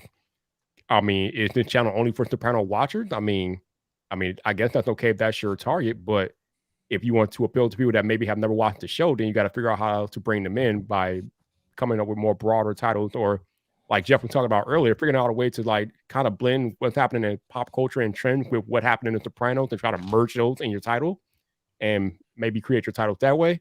But yeah, I would say you might want to have to figure out how to make your titles more appealing and stop using so much text in your thumbnails. I want to see something. I was Jeff. Were you about to chime in with something next? I want to add something. Oh no, Viper pretty much covered it from what I said, but I actually did watch the show. I just wanted to counter something. I don't disagree with what Viper is saying here in terms of like general consensus would be that the thumbnails are a little too wordy and the titles repeat the thumbnails. But I think this channel has absolutely nailed their audience. And I'll tell you why. It's because The Sopranos, the TV series, finished what, 5-10 years ago? Something like 10 years ago. And to have an audience of this size following a channel which is effectively probably a series which gets very little search these days. I Mhm. think it's incredible. I think they're getting amazing numbers. I think the challenge is they may have already hit a ceiling. I don't know how they're going to reach a new audience with the content. I think there was a Sopranos movie that came out very recently, or a spin-off, so there could be some opportunity there, or Yeah. maybe comparing the Sopranos to other similar TV series, like what to watch next. But I give this channel a huge thumbs up for where they currently are.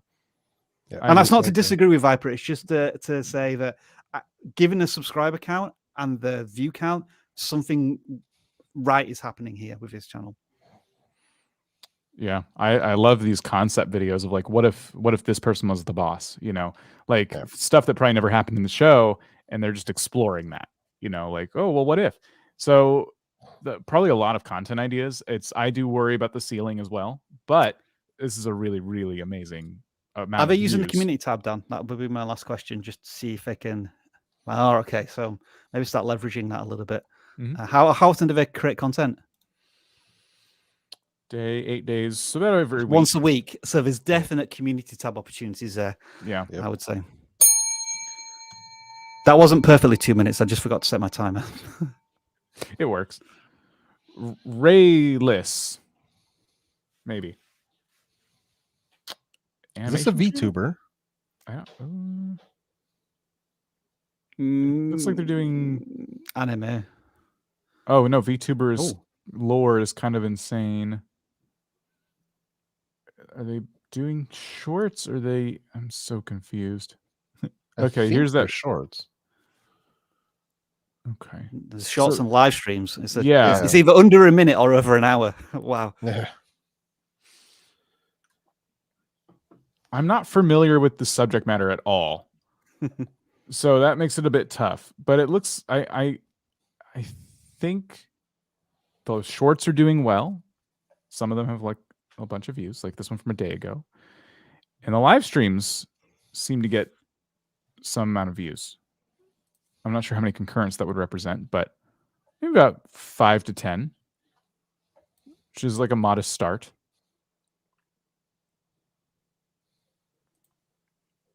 You know, I think what the telling thing is that I think we've identified that it's probably a VTuber channel of some description, but because we've offered almost silence for the first minute, they feel inaccessible or impenetrable to perhaps the average potential viewer. So in terms of the packaging of the thumbnail and the title, they probably need to do a bit of research on how the best channels in this space win the clicks. They're doing what I've been suggesting all day. They're using OBS to create TikToks and shorts with probably the replay buffer. They decided a tutorial on it, which didn't do pretty bad at all. But this is the strategy right here, and that's probably what they're doing. That's why you have these 5-hour streams, 3-hour streams, and then a whole bunch of shorts, because they're capturing moments from their streams and turning them into shorts more than likely. So this could, over time, I would keep going with the strategy. Keep playing with the titles, and you know, it may have stumped all of us, but obviously there is an audience for this. So make it known, whether it's a pinned comment or just something you kind of add to your short towards the end, like subscribe so you don't miss the live stream or whatever. Like, if people subscribe to this, there's a chance that your live stream appears in their feed somewhere the next time you're live. And then you notice that, hey, now I've gone from 5 concurrent viewers to 6, 7, 8, 9, 10 concurrent viewers, and this could snowball. We're not really making a dent in these tabs, are we? Well, I'm We're not gonna keep closing. going. I'm not closing them as Yes, we so go. you got to start closing those. We're going to keep going. Remember, I've prioritized the ones that have donated more. Sure. So it's okay if we give them a little bit of time. Okay, so this is Jay-Z Flip, 727 subscribers, and they've gone. They have their templated thumbnail, and they've retired from making thumbnails. Yep. I think that's fine for shorts. I wouldn't. shorts, I wouldn't be against that. And some of the view counts are very encouraging. Yeah. Interesting. Is it all Minecraft stories then, Dan? It looks to be, doesn't it? With this one character, maybe. Yeah.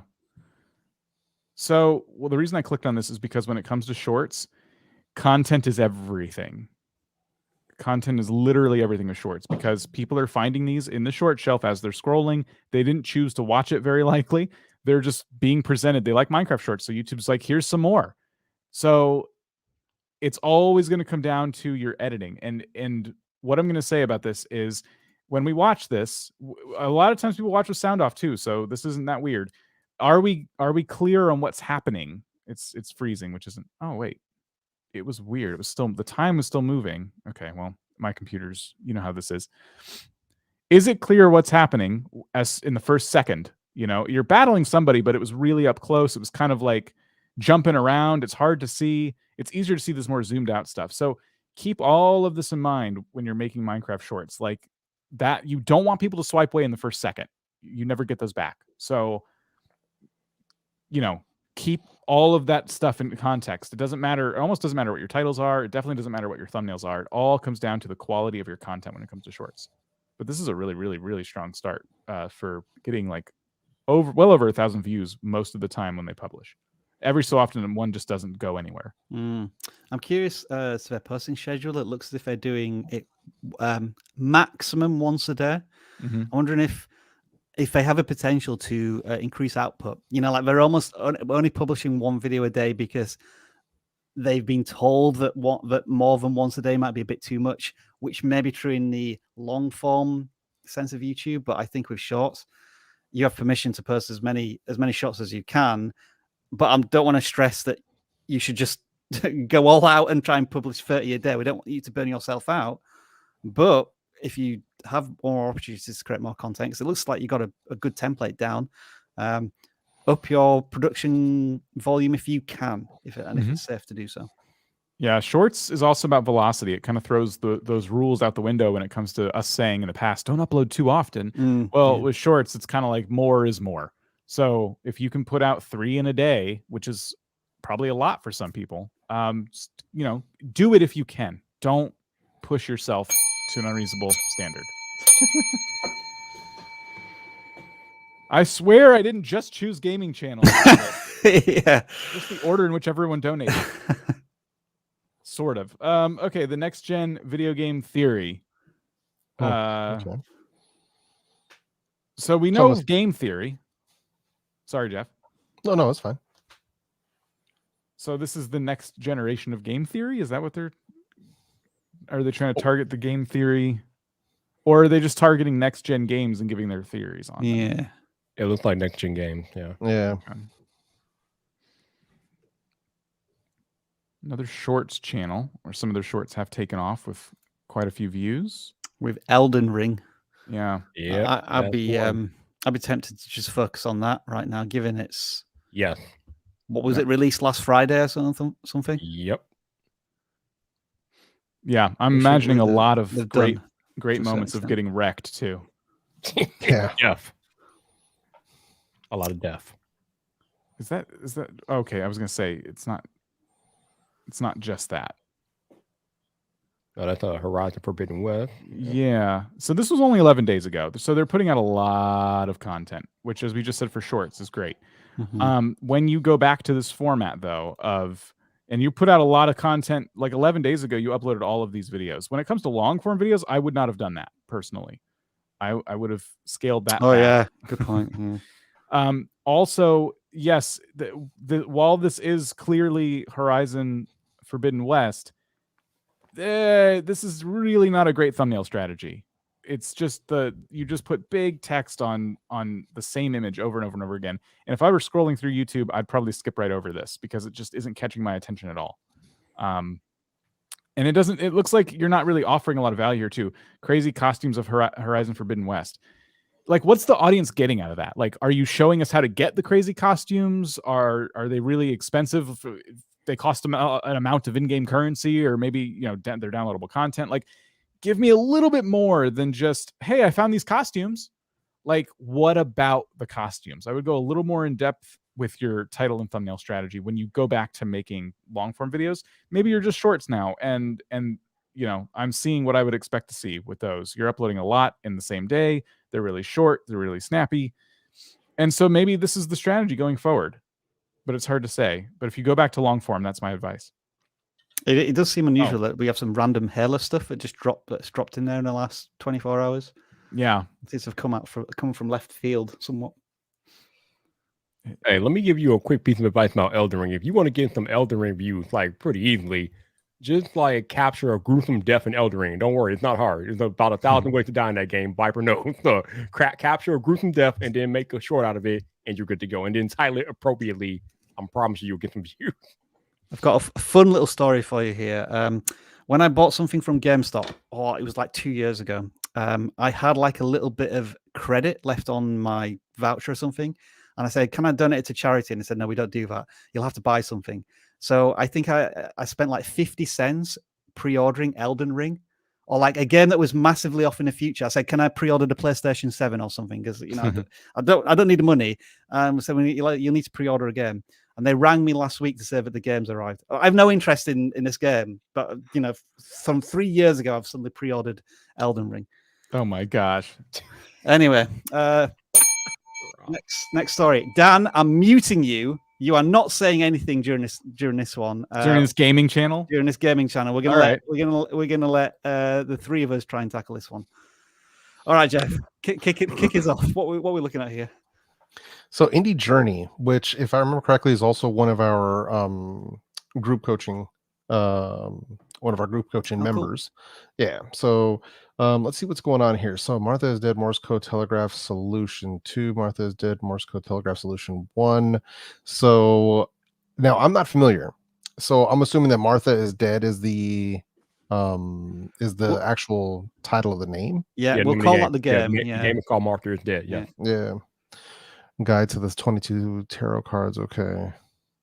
It feels like they're doing the game as they're doing a tutorial, but not like in the conventional how to solve the tarot cards in Martha is Dead. But it feels like there may be a bit of a walkthrough story element to it.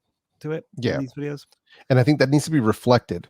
It's not being, if that's what, assuming that that's what this is, because they're saying the Telegraph Solution 2, then it should either be like a how-to, or the thumbnail should say, tutorial, walkthrough, whatever it is, but something to let me know, hey, click here if you want the answer to this particular problem. So that's just kind of not being reflected there. Like I'm not seeing that, although the Telegraph Solution 1 worked. I mean, that one got them 1,000 views 3 days ago. So Dan, just scroll up a second. I want to see the channel size here. I mean, what I'm really encouraged by is that, again, if you just scroll down again a little bit, sorry, Dan, the prior 4 thumbnails looked as if they were on different games or topics, and now they've focused on Martha is Dead for 4 videos. And look at the consistency in views. You are putting yourself in the box a little bit for this game, but it is clearly an underserved search term on YouTube, and you are capitalizing on that. And I would be doing everything in my power to continue to provide more value for the audience in the short term. Yeah, there's a lot of controversy behind this game, so yeah, definitely keep doing that. What sort of controversy, Viper, without being controversial yourself? So there's a particular scene that was actually censored out of the Sony version that the rest of the version kept in. So yeah. It's the same as when Nintendo removed all of the blood out of the first Mortal Kombat. Yeah, something like that. Alrighty.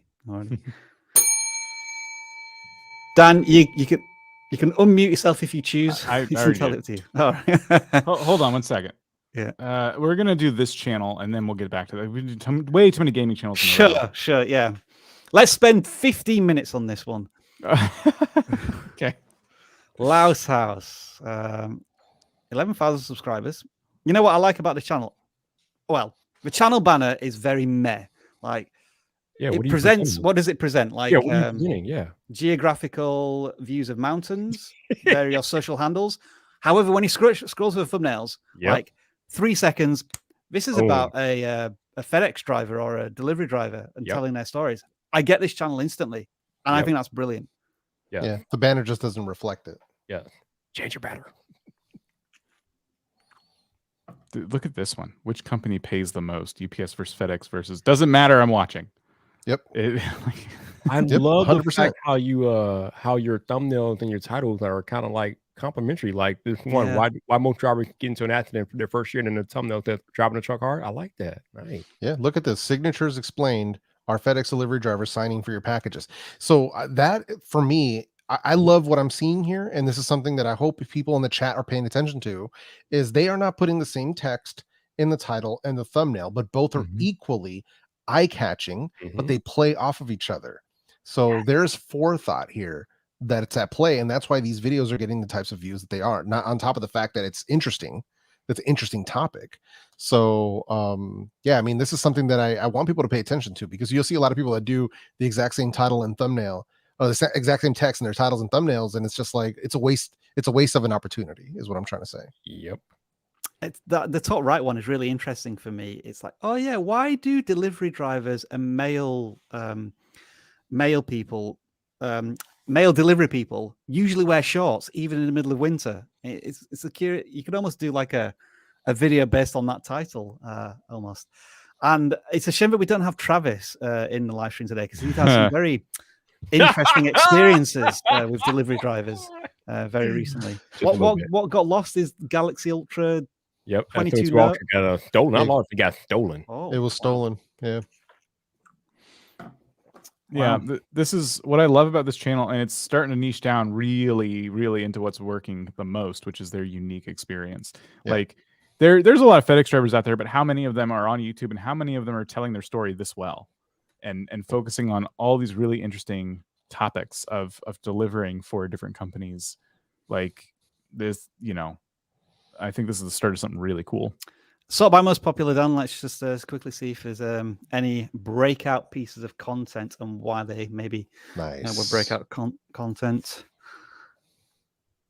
So describing the life of seems to be almost kind of like a tutorial title. He has a part 2 from Day in the Life Part 1 right under it, part 2. Yep. 60,000 views a year ago. Yeah, people want to know what y'all doing out there.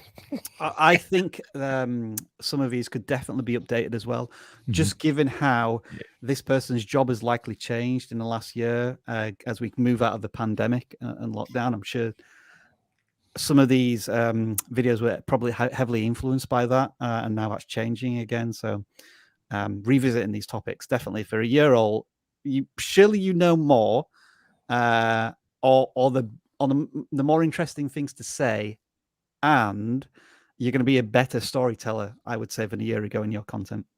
Yeah, and it's going to reach a brand new audience as well. Yeah, Lau's House is doing some wonderful stuff. I know for me as a tech YouTuber, interesting video title would be "Why Tech YouTubers Hate FedEx." That would be an interesting title for me personally. But a huge shout out to Lau's House here. I like what he's doing.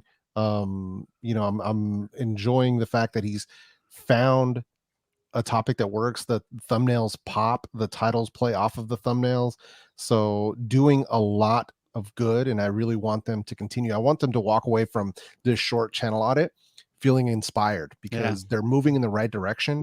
And they just need to keep going. That's all it is, like a bit of consistency. And I know it's tough for people who work, especially a job like FedEx. I've had friends who work for FedEx Ground who are drivers, and it's tough work. And especially if you have a family and things like that going on as well, trying to be a content creator at the same time, it can be tough. But I really hope that they walk away encouraged from this, because they are moving in the right direction. 11,000 subs is nothing to scoff at. But moving in the right direction. But the That's Viper right. needs You got that, huh? change your banner, baby. You need to change your banner, because the banner's not doing you justice, baby. That's the only thing. Yeah, that's the only thing. That's it. Dreadful banner. Terrible. Expedite changing that. That's right. So this is ran on Squirrel Power. It looks like a Mario Kart for Nintendo Wii channel. I feel like we've talked about this channel before, but maybe I just saw them around the community and we didn't actually audit them. But I definitely have some thoughts. Shorts views. Yeah, definitely. I mean, the natural progression here is to try and squeeze in a little bit of Mario Kart 8 stuff, just to see if that resonates with the audience as well. It might be that they don't have it, or maybe they just really, really love this version. The problem is every year you get more left behind, because there's more versions beyond Mario Kart Wii, and now we have Mario Kart 8. They're going to release a bunch of DLC throughout the year, and so it's just something you want to cover. I mean, if you're building up a Mario Kart Wii audience, I have a feeling they would be interested in Mario Kart 8, and That's going to be, I think, the biggest takeaway for me on this channel.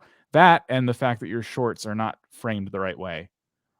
There are editors out there that are free that help you crop in properly on the screen. I don't like all the stuff on the side here that would get cropped out. We don't really need it. I just want to see the action, which is always centered in the middle on this game. So True. get rid of this. Like, this is a really, really bad viewing experience for somebody who watches on the short shelf, and they're probably swiping away, which is why the view counts aren't going as high as they could.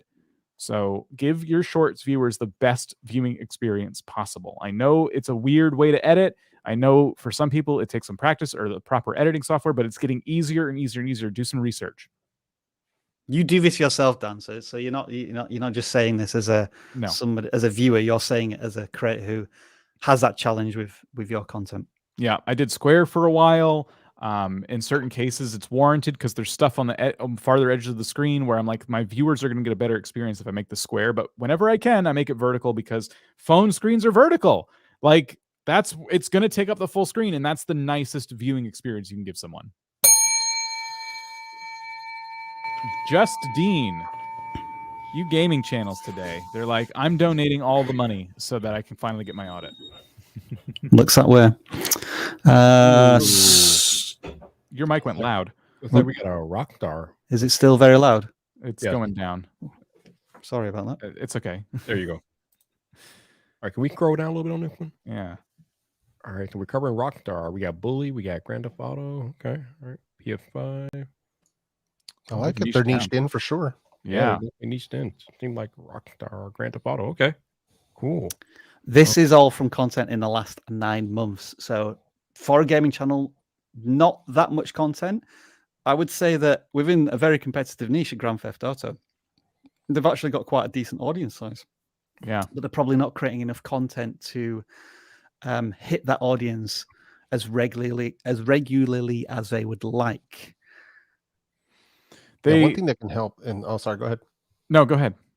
No, one thing I was gonna say, I don't know if they're into it, but GTA RP, getting into the role-playing servers is a good way to create content consistently if they're into that sort of stuff. You have to be into it and be in that part of the community, but that would be something I would suggest be worth exploring. Look at what the channels are doing and see if that's something that you would like to do, because then it would, one, keep you playing a game that you like, and two, it would give you the ability to, you could stream it and you can pull clips, and that way you can have, have more content that you can hit your audience with consistently, especially if they're a Grand Theft Auto audience. But just an idea, just throwing that out there. Yeah. This is a good time to be doing this. I know that Grand Theft Auto 6 is years away, but it didn't stop you before. And now that it's been confirmed, finally, I have to imagine there's probably a lot you can do. You can even maybe remake some of your other videos, your prediction videos that did particularly well because they're older now. And that's assuming you don't want to do role play. I was going to suggest that too. It's very, very, very popular. So if you have the personality for it, it's a little bit out of your comfort zone, I understand, but it might be worth exploring while you just try and fill time between now and GTA 6. Because what's your plan for GTA 6? Are you going to play it, or are you going to just cover news about it? Those are two different channels potentially. So this is a really good start, though. This is awesome. I would just be the most worried about content ideas. 2 videos in 2022, which is unfortunate. Yeah. It looks as if when they can create content, there is an audience there. But especially in the gaming genre, there are so many competitors. There's so much content so frequently that it's very easy for YouTube recommendation system to say, I haven't had anything from Just Dean yet, so I'm going to pick this channel. And the viewer likes their content, and now they're watching that channel instead of your channel. Yeah, and it might be a matter of content ideas. I can see this being very difficult because the game's not out. But man, oh man, if you can keep a consistent viewer base happy, yeah, you'll be in good shape. Little Mouse Production. So I immediately think this is a YouTube Kids channel, content made for kids, just from the title, or the channel name more than anything else. Sing, learn, and color. Incredible view counts. Very high production animation. Looks as if it's maybe coming from an animation studio, perhaps. Some spiky view counts, though. That's interesting. So 200, 100. One with 50,000 views. The Amazing Banana. I'm short version, but it's not a short. I'm curious, Dan, can you just go on the Amazing Banana short version, which has 47,000 views? I want to see if that's got any. We're not going to know if it's got any engagement now, are we? Because it's very likely content made for kids. Yeah, 10 likes, YouTube Kids. So we're not going to see any of that. Yeah, probably gonna be a lot of passive viewership in the sense of they're putting it on for a bunch of kids so that they can kind of watch and follow along, whether it's singing or whatever they're showing them. So judging engagement is tough. Yeah. I love the thumbnails though. The thumbnails are legit. Yeah. So most popular? Are there any particular characters or themes that really resonate here? Song. So sing-alongs. This red robot is appearing in all of the most popular videos. Yeah, it's like a mascot, I think. Yeah. For the whole channel. Yeah, so it looks like it's going after, like, that's the biggest hits, like Twinkle Twinkle, Wheels on the Bus, Ring Around the Rosie. So yeah, stuff like that looks like that's kind of their sort of was the bread and butter on the channel. So I'm assuming finding that type of music, especially stuff that you can use that's I guess not under copyright, I guess you could say, would be kind of the move for them to figure out all of those songs and recreate them in this way to kind of have that evergreen library of song videos that people could, even if they're in a playlist or whatever, if they're just going to play them in schools or daycares, whatever it might be, then that would be a good move. I'm wondering if it's worth trying just creating a long video, like taking 20 of these songs and putting them in an hour's long video, so that instead of YouTube pushing them onto the next video, it's just going to start playing the next song. Because you would think that children, when they're watching something, they don't make too many choices. They're not tapping on exactly what video they want to watch next. It's just auto plays the next thing.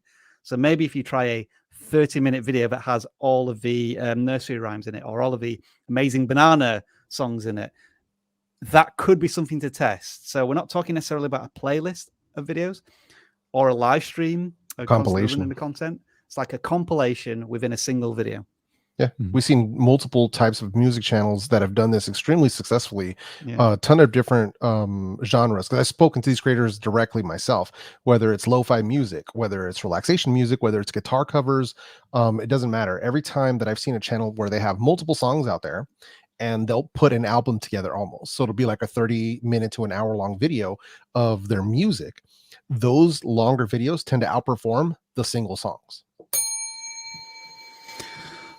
Trying to keep it moving along as much as we can. Topic Bricks is about to hit 3,000 subscribers. Hey. They're all about Lego. Harry Potter Lego. I mean, Yeah. Viper, you're the resident Lego expert here. You're building something pretty much every week. Yeah, I like the thumbnails. I like the Lego branding, and I like, I'm down to Harry Potter too. Let's see. Okay, Harry Potter minifig that need making. All right. Looks like the view counts are going pretty well. Looks like we got long form content. Okay. Yeah. I like the fact that your titles are so precise. Like, people know exactly what to expect when they look at these titles. Building the Ministry of Magic and Lego. Okay. Lego Harry Potter minifigs that need making. All right. Lego Marble Store Hammer stuff. There you go. We like that one. Can we scroll back up? Okay, let's see. All right, let's take a look at this. Lego Potter Cyrus Black set coming. Okay, all right. Yeah, man, I'm right. Listen, you got good stuff going on. You got almost 3,000 subscribers. You got consistent view counts across the board, and you are doing good things. I don't really have much to say here. Can we look at the banner real quick? They're doing good, and they're following the Lego leaks thing, because that's a real thing. Like that's like I follow that myself. I don't watch like a lot of these videos, but I'm following those people in like Facebook groups and stuff like that are talking about what's upcoming. Like they're scouring the net trying to find what's going to be the latest, and that's how I stay on top of the Lego themes that I'm into. That's how I know when stuff is coming. So it's a real thing, and they're playing into that and doing surprisingly well. I mean, some of these videos are doing really good considering the channel size.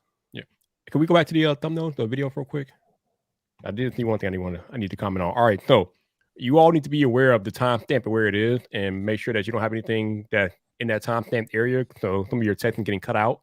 Got to be careful about that because you don't want anything important down there that you need people to see because they won't see it. So that's pretty much my only critique of this channel. I would say that the thumbnails sometimes seem a little bit busy. I expect when I see a Harry Potter thumbnail to see something iconic from the show, whether it's the castle or one of the characters. And sometimes there's just so much going on in these thumbnails that my eye isn't directly focusing on, like a Lego character or one of the buildings.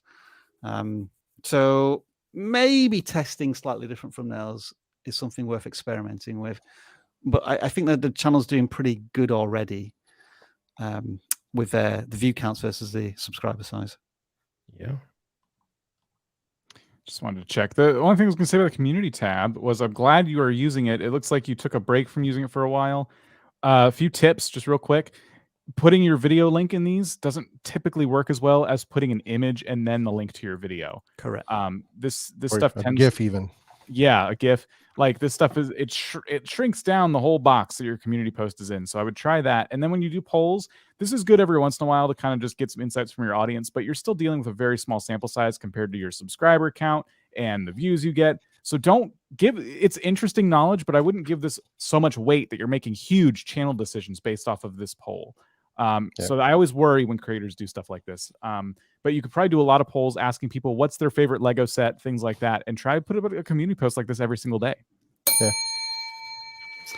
How are we going to squeeze in another 10 channels in 3 minutes? This is good. We hit the ones in red, which means they did donate, but it wasn't like these channels donated. Okay. So Okay. if we, you know what I mean? But up to you guys. We need to stay Maybe longer. we do like one big piece of advice for each of these channels following this one. Hobbyscapes, 30 subscribers. Ooh, interesting. So mix of shorts and some longer videos, obviously, because there's even a 2-hour relaxation with relaxation music, which is kind of interesting. Like that, I was not expecting that, because there's like step by step on building an aquarium, but there's also a 2-hour relaxation music on the same channel, which I'm like, what? It's very different genres. Yeah, probably very different genres. Could you live stream this fish tank? With relaxing music 24/7 24/7 live stream of your fish tank. Yeah. Also interesting, when you moused over it, Dan, that I almost feel as if that as a thumbnail is better than the actual thumbnail. Yeah. In some of these. Well, that looks a little weird without any audio. Interesting. Yeah. But yeah.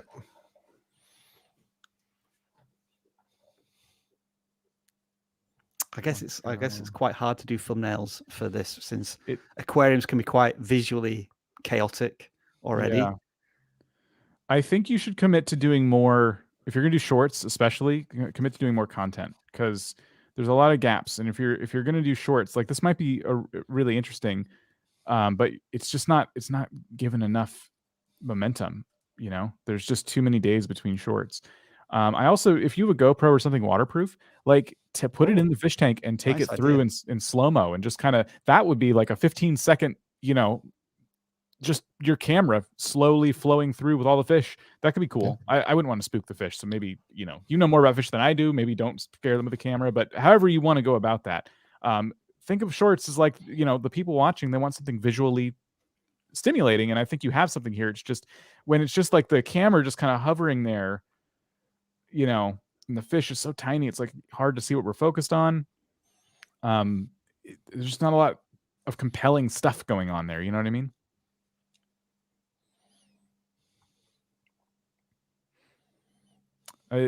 It's hard to go from there, I guess. Yeah. Oh, setting up an aquarium. See, I didn't know what I was going to get with this video. The word shallow here, like, I don't know what I'm looking at, and shallow aquarium setup, and then it's a totally different vibe when we actually look at the content. Like, you're measuring stuff out, you're about to build this fish tank. It's not clear in the thumbnail that it's a build. The word shallow takes over the whole thing. The title does a little bit, but yeah, maybe people are not are not going to get beyond the thumbnail Yeah. and realize it's a tutorial. Because sometimes with education, tutorial, search-based content, sometimes it is just better to say exactly on the tin what the video is about, because Right. people are just wanting an answer.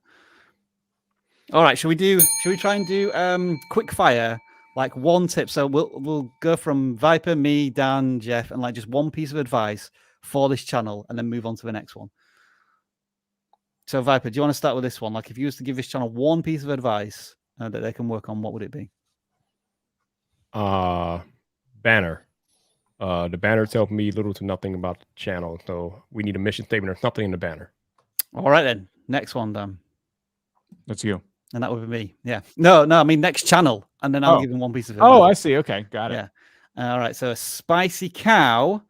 What I will tell you to do is, I'm not sure. This was a bad idea because I'm really bad at giving quick pieces of advice like this, aren't I? Quite obviously. It looks like they're streaming and doing shorts, or maybe they're pulling clips. Only thing is, so I'm assuming this is all Genshin. I believe this is what's going on here. Let's see here. Yeah, and they're using. Okay, I mean, overall, it's looking pretty good as far as what I can tell here. The text on the thumbnails could probably do with a bit of work on the. I'm almost not reading the text at all on any of these. Just first of all because it's red, and then it's in a font that kind of blends into the background somewhat. Yeah. Okay. Yeah. The one time they did like look 11,000 views, and it looks like it's a pretty high value video. Like you're showing something you haven't seen before. You know, like are there more of these like amazing moments that you can do because that's resonating with the audience? And it's getting 130 views per hour right now. Yeah. So that's a trending video. So yeah, do more on that. That's my advice. Eventually got there. I think we saw this one already, so I'll go to the next one. Mr. Michael Andrews. I think you actually donated a lot, but in separate donations. So I'm sorry because I grabbed these a lot earlier. So thank you for all your donations. We are running out of time. So very quickly here, I will say, it takes me a minute to see what the heck's going on. It looks like you're doing a lot of different things. I'm sensing this is a channel for somebody who they get out a lot. They do a lot of different things. And so now they're just kind of documenting it all on YouTube, which is totally fine, totally cool. But you may want to kind of decide, what do you want your channel to be about? These days, especially, YouTube channels are about something. So this variety of things you're doing is going to be really tough when it comes to building a returning audience. So niche down to, a theme. Pick a theme for your channel, a niche. Let's move on. This would be Jeff then. Savage Central. Savage Central here. So what are we looking at? So we've got a 10-hour listening to Pom for 10 hours, a jarring transition. Doki's come over to my house. So it looks like a lot of these seem to be live streams or re-uploads of live streams, because this is like a 1-hour video, but it's not, it doesn't say streamed. So I don't know if it's like maybe a Twitch stream that they're re-uploading over on YouTube in its entirety, but I'm a little confused here. And then also I'm in a slice of life anime, my Doki Doki. Okay, interesting. I don't want to scroll anymore because there's like a lot of swear words and stuff. Yeah, I saw them as well. Interesting here. So I would here's the thing, because even then some of these really long ones aren't pulling in a ton of views, but it seems like the shorter ones tend to do a little bit better when they're doing the shorts versions of this. So I would probably probably skip doing a full upload of some of these replays. If anything, I would probably edit it down to just the best points, and then also doing shorts of those like best moments. But you have to remember the viewer experience. So, if there's a lot of just kind of going through the motions and stuff, is that really going to be interesting to a viewer who's watching it on replay? Probably not. While it's live, of course, but start thinking about that replay value for your viewers. Next one. Let's move on. We'll spin up to the top of the line again. Viper, you've got a Spider-Man Dark Spider David. PCU channel. The Batman, Spider-Man, everything in between. Okay. McFarlane, okay. We got one day. Okay, they're doing consistent content. We like that. They're doing long and short. Yeah, Always interesting. successfully as well. Mm-hmm. My only advice right now is to try to reduce the amount of text in your thumbnails. Some of your thumbnails have a tad too much text, but other than that, you're doing good, man. Yeah, I think you seem to find your audience, especially in the last 2 weeks, some really good view counts there. Obviously, you're probably going to have a very trending topic around in the next couple of weeks with the Batman stuff. Like, find everything there is on the new Batman film in terms of models and figurines and talk about them to the nth degree. Yeah, there's even Lego for the new Batman movie. So of course there is. Yep. Lil Pizza. All right, then I'll try and tackle this one. 26,000 subscribers. I can already see a really good, strong, consistent thumbnail design, which means that whenever one of the viewers of this channel sees their thumbnail in browse or suggested, they know it's from this channel, so they're going to click on it. So I think that's already fantastic to see. This is a GTA 5 channel, right? I guess, and they're covering all of the online aspects of it. And the view counts are really strong. Very consistent publication time as well, which is great to see. I'm struggling for any advice here other than continue to do what you're doing as frequently as possible. You do have some some viral moments here. So Dan, if you sort by most popular, what I'm going to suggest here is that you double down on the viral moments as and where you can. And if these videos are a little older, such as all working GTA 5 glitches in one video, well, that was 6 months ago. I'm sure there's a lot more glitches or different glitches. Remake that video for more flagship content. It's like those are your entry point videos into your content. And if you do, I'd say commit to 1 in every 5 videos is kind of a gateway video to bring more audience into your content. That should hopefully help you continue to grow as you are. But really strong thumbnails, really strong.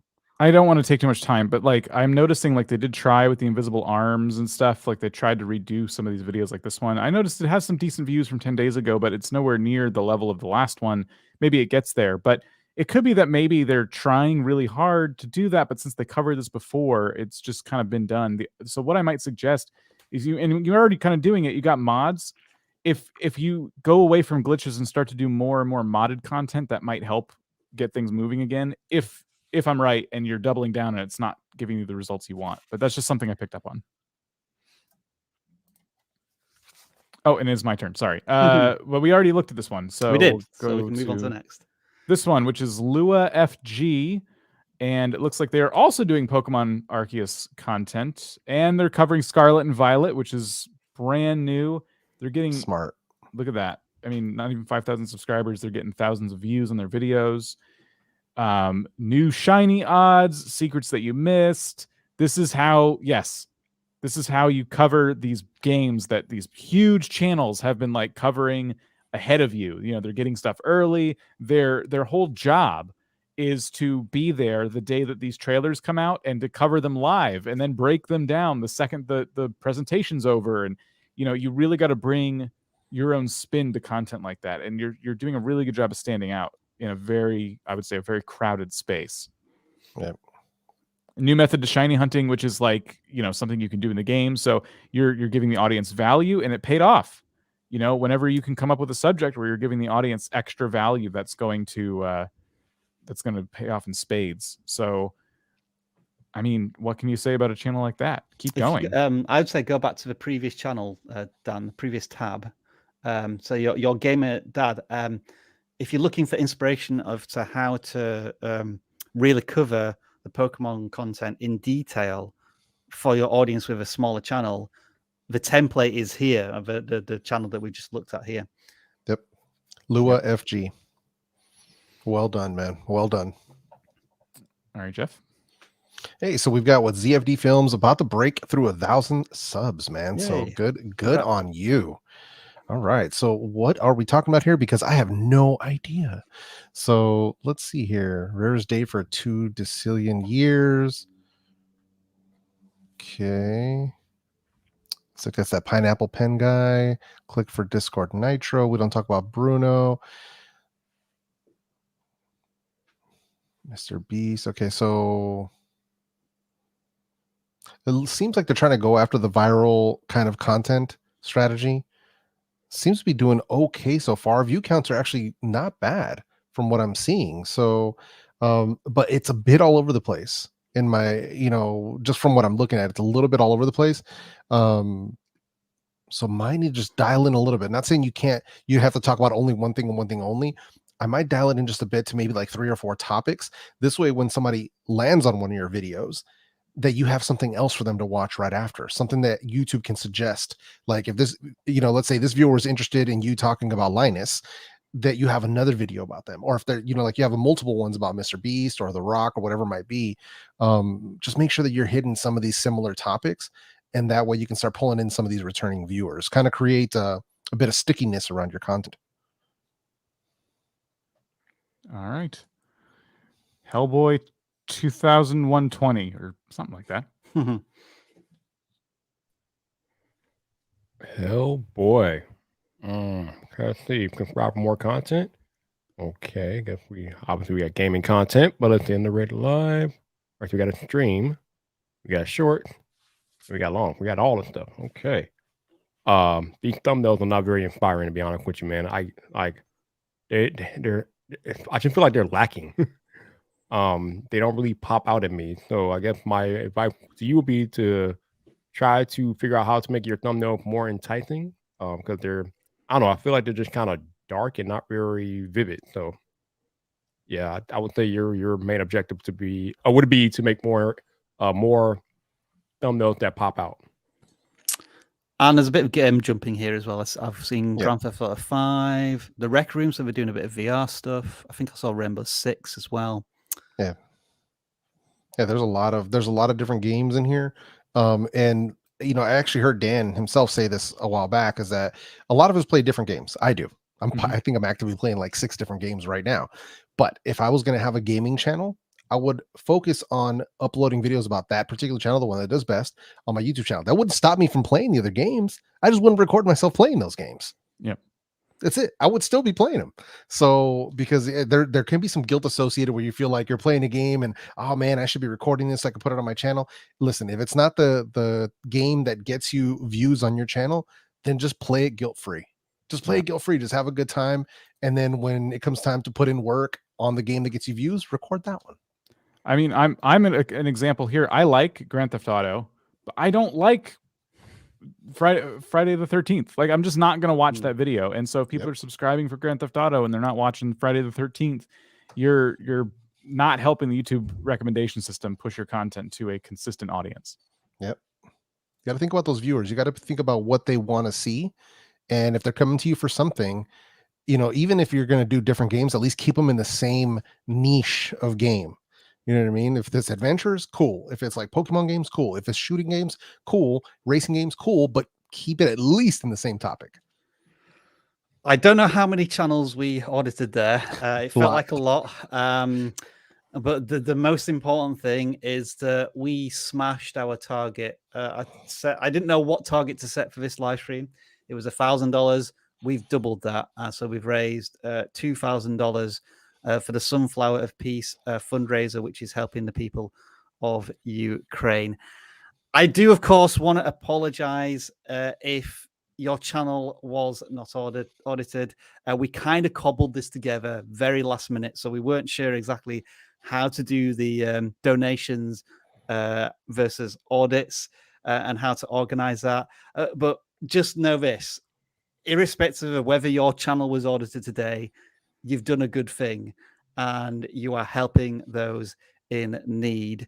And we may do more of these going forward. It's very likely that we'll be back to the usual Tuesday channel audit live streams next week when we'll have the competition entries. Jeff will be delighted to know that the Claw will return as well. But yeah, we didn't even get a chance to do that this week, Jeff. But I'll definitely let you say the Claw as many times as you want next week. I am sorry. I am sorry if we weren't able to audit your channel today, but it wasn't about buying a channel audit. It was about supporting the humanitarian efforts in the Ukraine. And just to remind you where this money has gone or will be going, it's to the Sunflower of Peace and charity. And they are, as you can see from the updates, they are sending shipments to the Ukraine right now to support those in need. So yeah, I just want to apologize as a disclaimer. I knew we weren't going to be able to audit every single channel, but the donation is the most important thing. And we will continue to offer free channel audits and everything else from vidIQ going forward. If there's any last thoughts from the three of you, please do let us know what they are. Tomorrow, Sorry.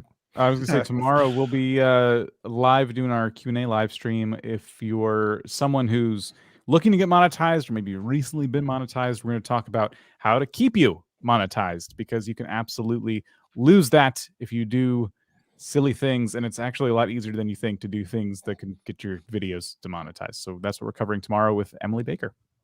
Nice. Sorry, Jeff, I didn't mean to cut you off. Oh, no, it's fine. I was just saying, I was really happy that Rob clarified, just to be completely and very plainly clear, the money that you are donating is not going to vidIQ. So we're not, it's like we're taking your money and then we're promising to send it somewhere. The money is being donated directly to a charity. We're just hosting the charity on the channel. So I just want to make that very clear. We're not taking money. It's going directly to this charity that's going to support the families that need in Ukraine. So just wanted to make that totally transparent. Yep. But money doesn't even get into our hand when you donate through that link. That is specifically why I made sure to use YouTube's integrated tools so that they could handle everything and make it easy and very transparent for us. Any final words from you for Viper? You are muted. Viper's muted. Any final silent words from you, Viper? It will probably help if I unmute the mic. That will be important. But just want to take a moment to thank you all again for being here today. I mean, I know this was a little different, and normally we don't really ask for money for audit, but as we've told you all before, today was a special occasion. We were trying to raise money for the humanitarian efforts over in Ukraine.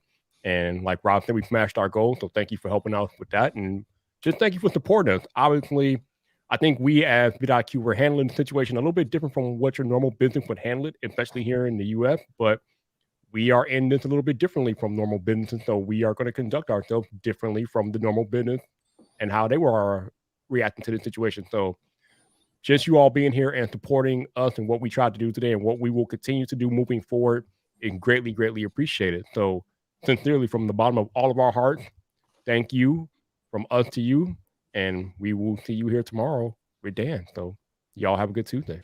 Thank you, Viper. If you join this live stream a little late, if you want to learn a little bit more about why this is so important to us, then make sure to check out the first 15 minutes of this live stream where we have the co-founder, Rob Sandy, on, who talked a little bit about, I guess, our place in where we are with this conflict right now. We will be back tomorrow. In the meantime, thank you for joining us. And again, I think all of us, thank you for the donations during this live stream. See you all soon.